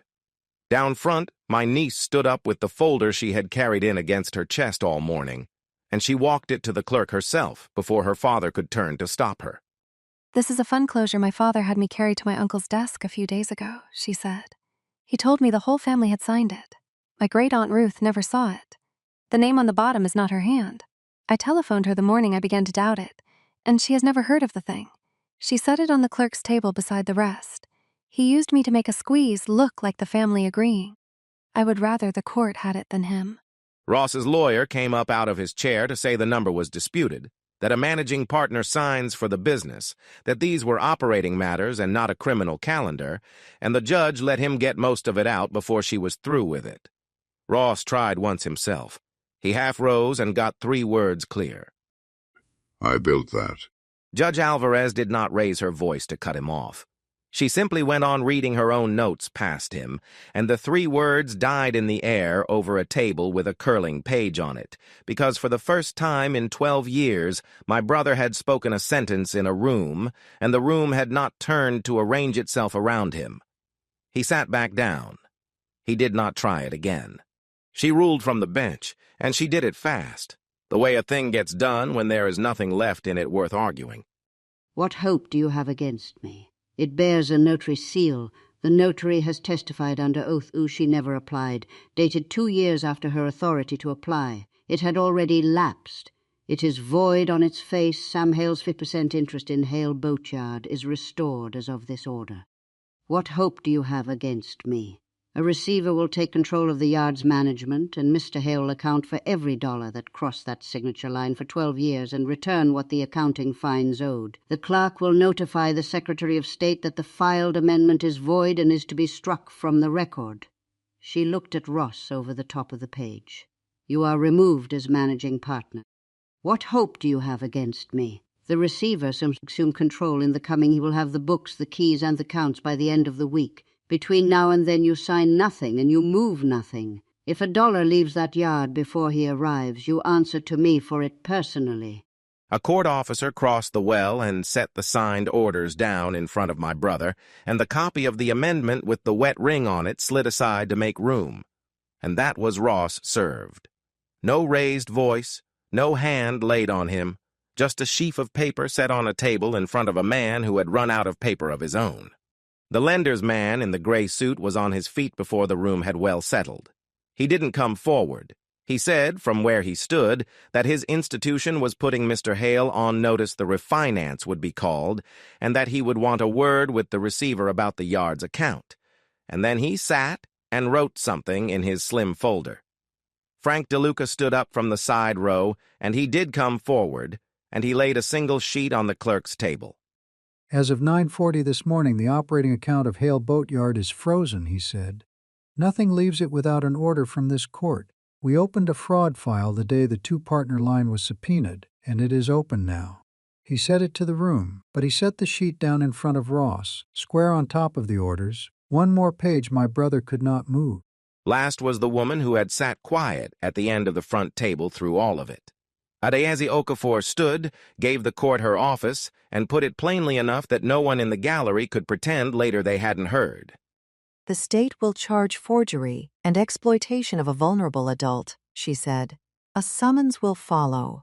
I am not going to say more than that in a probate courtroom except that the page this court has just voided is evidence in a criminal matter now, and it stays with the clerk when everyone here goes home. She sat.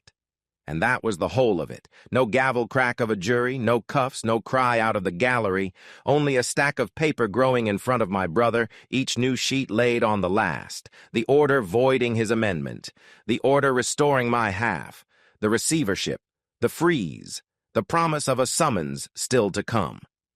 He sat behind the pile with his hand resting on the curled, ringed page that was supposed to have made him the owner of all of it, and down front his daughter turned in her seat at last and looked at him full on, the fund closure with her great-aunt's forged name still held to her chest, and she did not look away. The relatives were already reaching for their coats.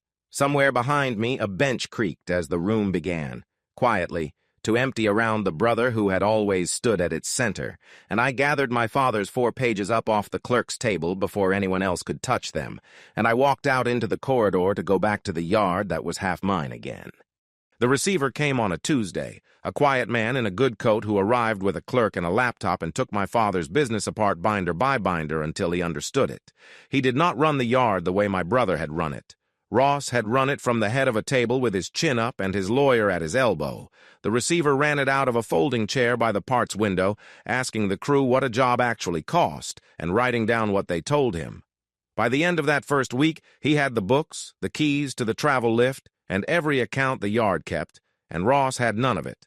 Ross had cleared his desk the afternoon the freeze came down, before the receiver ever turned a key, and carried a cardboard box out to his car in the same good coat he had worn to the reading. I watched him do it from the ramp with a hull sling in my hands, and I did not go down to help him, and he did not ask me to. He telephoned the yard once, a few days after, and left his voice on the office machine. The same machine that had held Margaret Voss's message the night everything turned. I stood in the dark office with my coat still on and let it play all the way to the end. "It's Ross," the message said. "We're still brothers, Sam, whatever a courtroom decided this week. There's no call to let a pack of strangers pick Dad's place apart down to the frames. Let me come by the office. We'll work a thing out between the two of us, quiet, in the family, the way the old man would have wanted it done." Then I wrote his number on a slip of paper and put it in the desk drawer with the spare keys, and I did not call him back. There was nothing left to work out. He had told a court reporter with his own mouth that he read page 4 and chose against it across 12 years, and a man does not unchoose that over a cup of coffee. I keep the slip in the drawer. He has not called again. Halloran drove out to the yard herself when the accounting closed. 3 weeks into the receiver's work, and she sat across my father's desk with the finished figure in a folder she did not open, because I already knew the shape of it, and she had not come to make me stare at a number again. "None of it comes to you," she said. "I want you clear on that before you hear the rest so you don't go spending it in your head tonight. The court is not writing Sam Hale a check. What Ross drew out over 12 years gets clawed back to the partnership, to the yard itself, not to either brother's pocket. And the yard is carrying debts he stacked on it while he was calling it his." She laid 3 sheets out on the desk, one at a time the way Voss had laid out her ledger. Back taxes he let ride so the books would read fat. A lien on the travel lift, and both forklifts he borrowed against the iron and pocketed the difference. And this one. She set the last sheet down and turned it so I could read the name across the top. "The care bills. June Hollis. Every month your father wrote, pay her, and every month it went unpaid. That gets settled first, out of the very first dollar that comes back. I saw to that before I saw to anything else."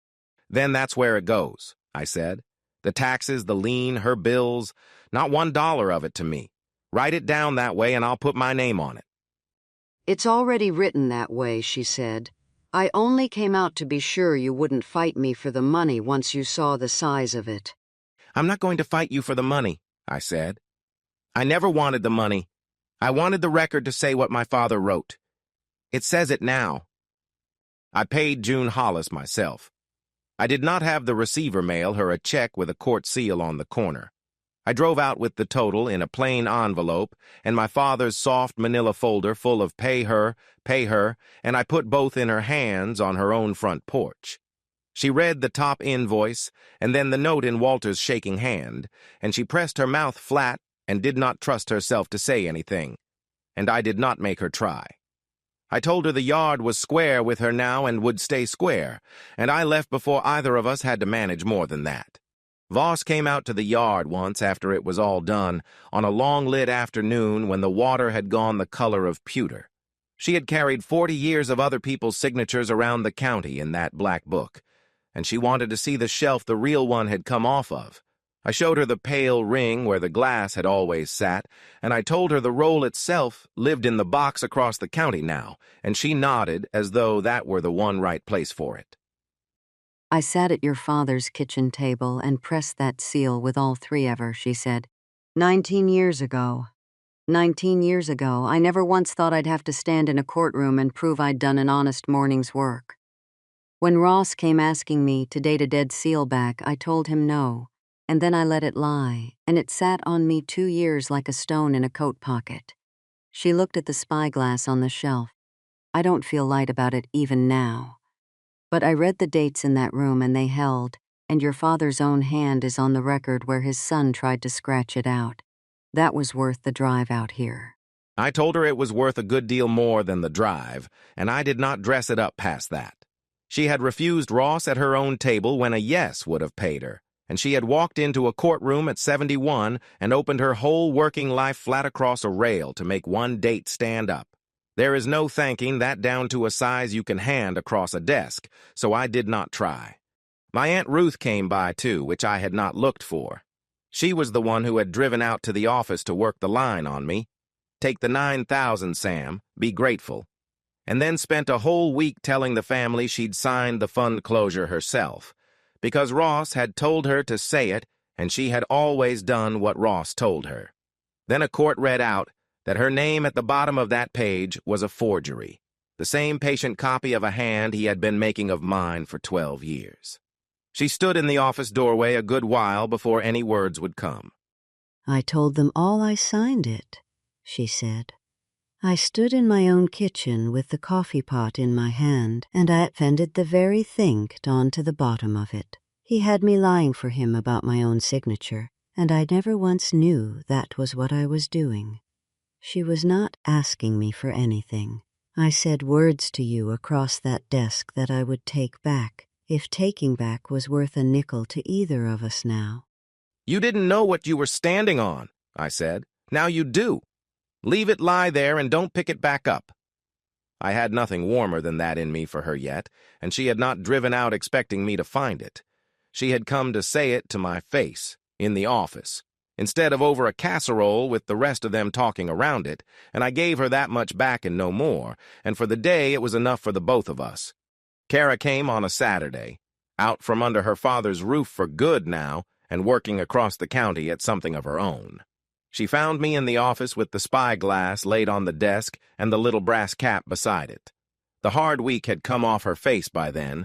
She stood in the doorway the same way she had the day she carried the fund closure in, except her hands were empty this time, and she kept them that way. I keep thinking I should have seen it sooner, she said. You saw it in time to carry it into a courtroom, I said. That's the part I'll remember about you. He used me for the part that looked like love. I carried his squeeze into your desk in a folder and I called it family business.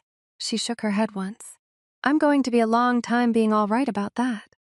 You carried it back out again, I said, in front of a judge, with your own aunt's name forged on the bottom of it, and you sat down front where he had to watch you do it. Ruth signed nothing, and you are the reason a court knows it. That's the one to keep. Set the other one down. She looked at the cap on the desk beside the glass. You still haven't put it back on. I was waiting, I said, and I did not tell her what for, because I hadn't the words shaped for it. The truth was I had wanted to seat it with the one person who could put it back with me, the girl who had worked it loose as a child and kept it in a drawer more than 20 years and finally set it warm in my hand. Sit down, I said. You can watch me do it. The eyepiece threaded rough where the brass had warped, and I worked the cap on a quarter turn at a time until it seated and the little cup of it stood proud on the end, the way it must have stood the day my father first bought the thing. I screwed the eyepiece back down over the tube. Empty now, the roll it had hidden for 19 years shut in a bank box across the county line and its copy shut in a courthouse. And I set the whole glass back up on the office shelf, in the pale ring of sun where it had lived for 40 years. It was the ring Ross had lifted it out of at the reading to hand me the junk. It settled into that ring the way a cup settles into the mark it has worn on a shelf, and it fit. Then I did the thing my father had done every working morning of his life, the thing I had never once let myself do while he was alive, to do it in front of me. A customer's sloop was coming up the channel toward the North Slip, the crew walking her in off the lift dead easy, and I took the spyglass down off the shelf and raised it and sighted her in, the cap firm against my eye, the old scratched glass throwing the hull a little soft and gold in the afternoon light. "A foot to port!" I called down across the water, loud the way Walter used to call it. Ease her! Hold!" She slid into the slip clean and true.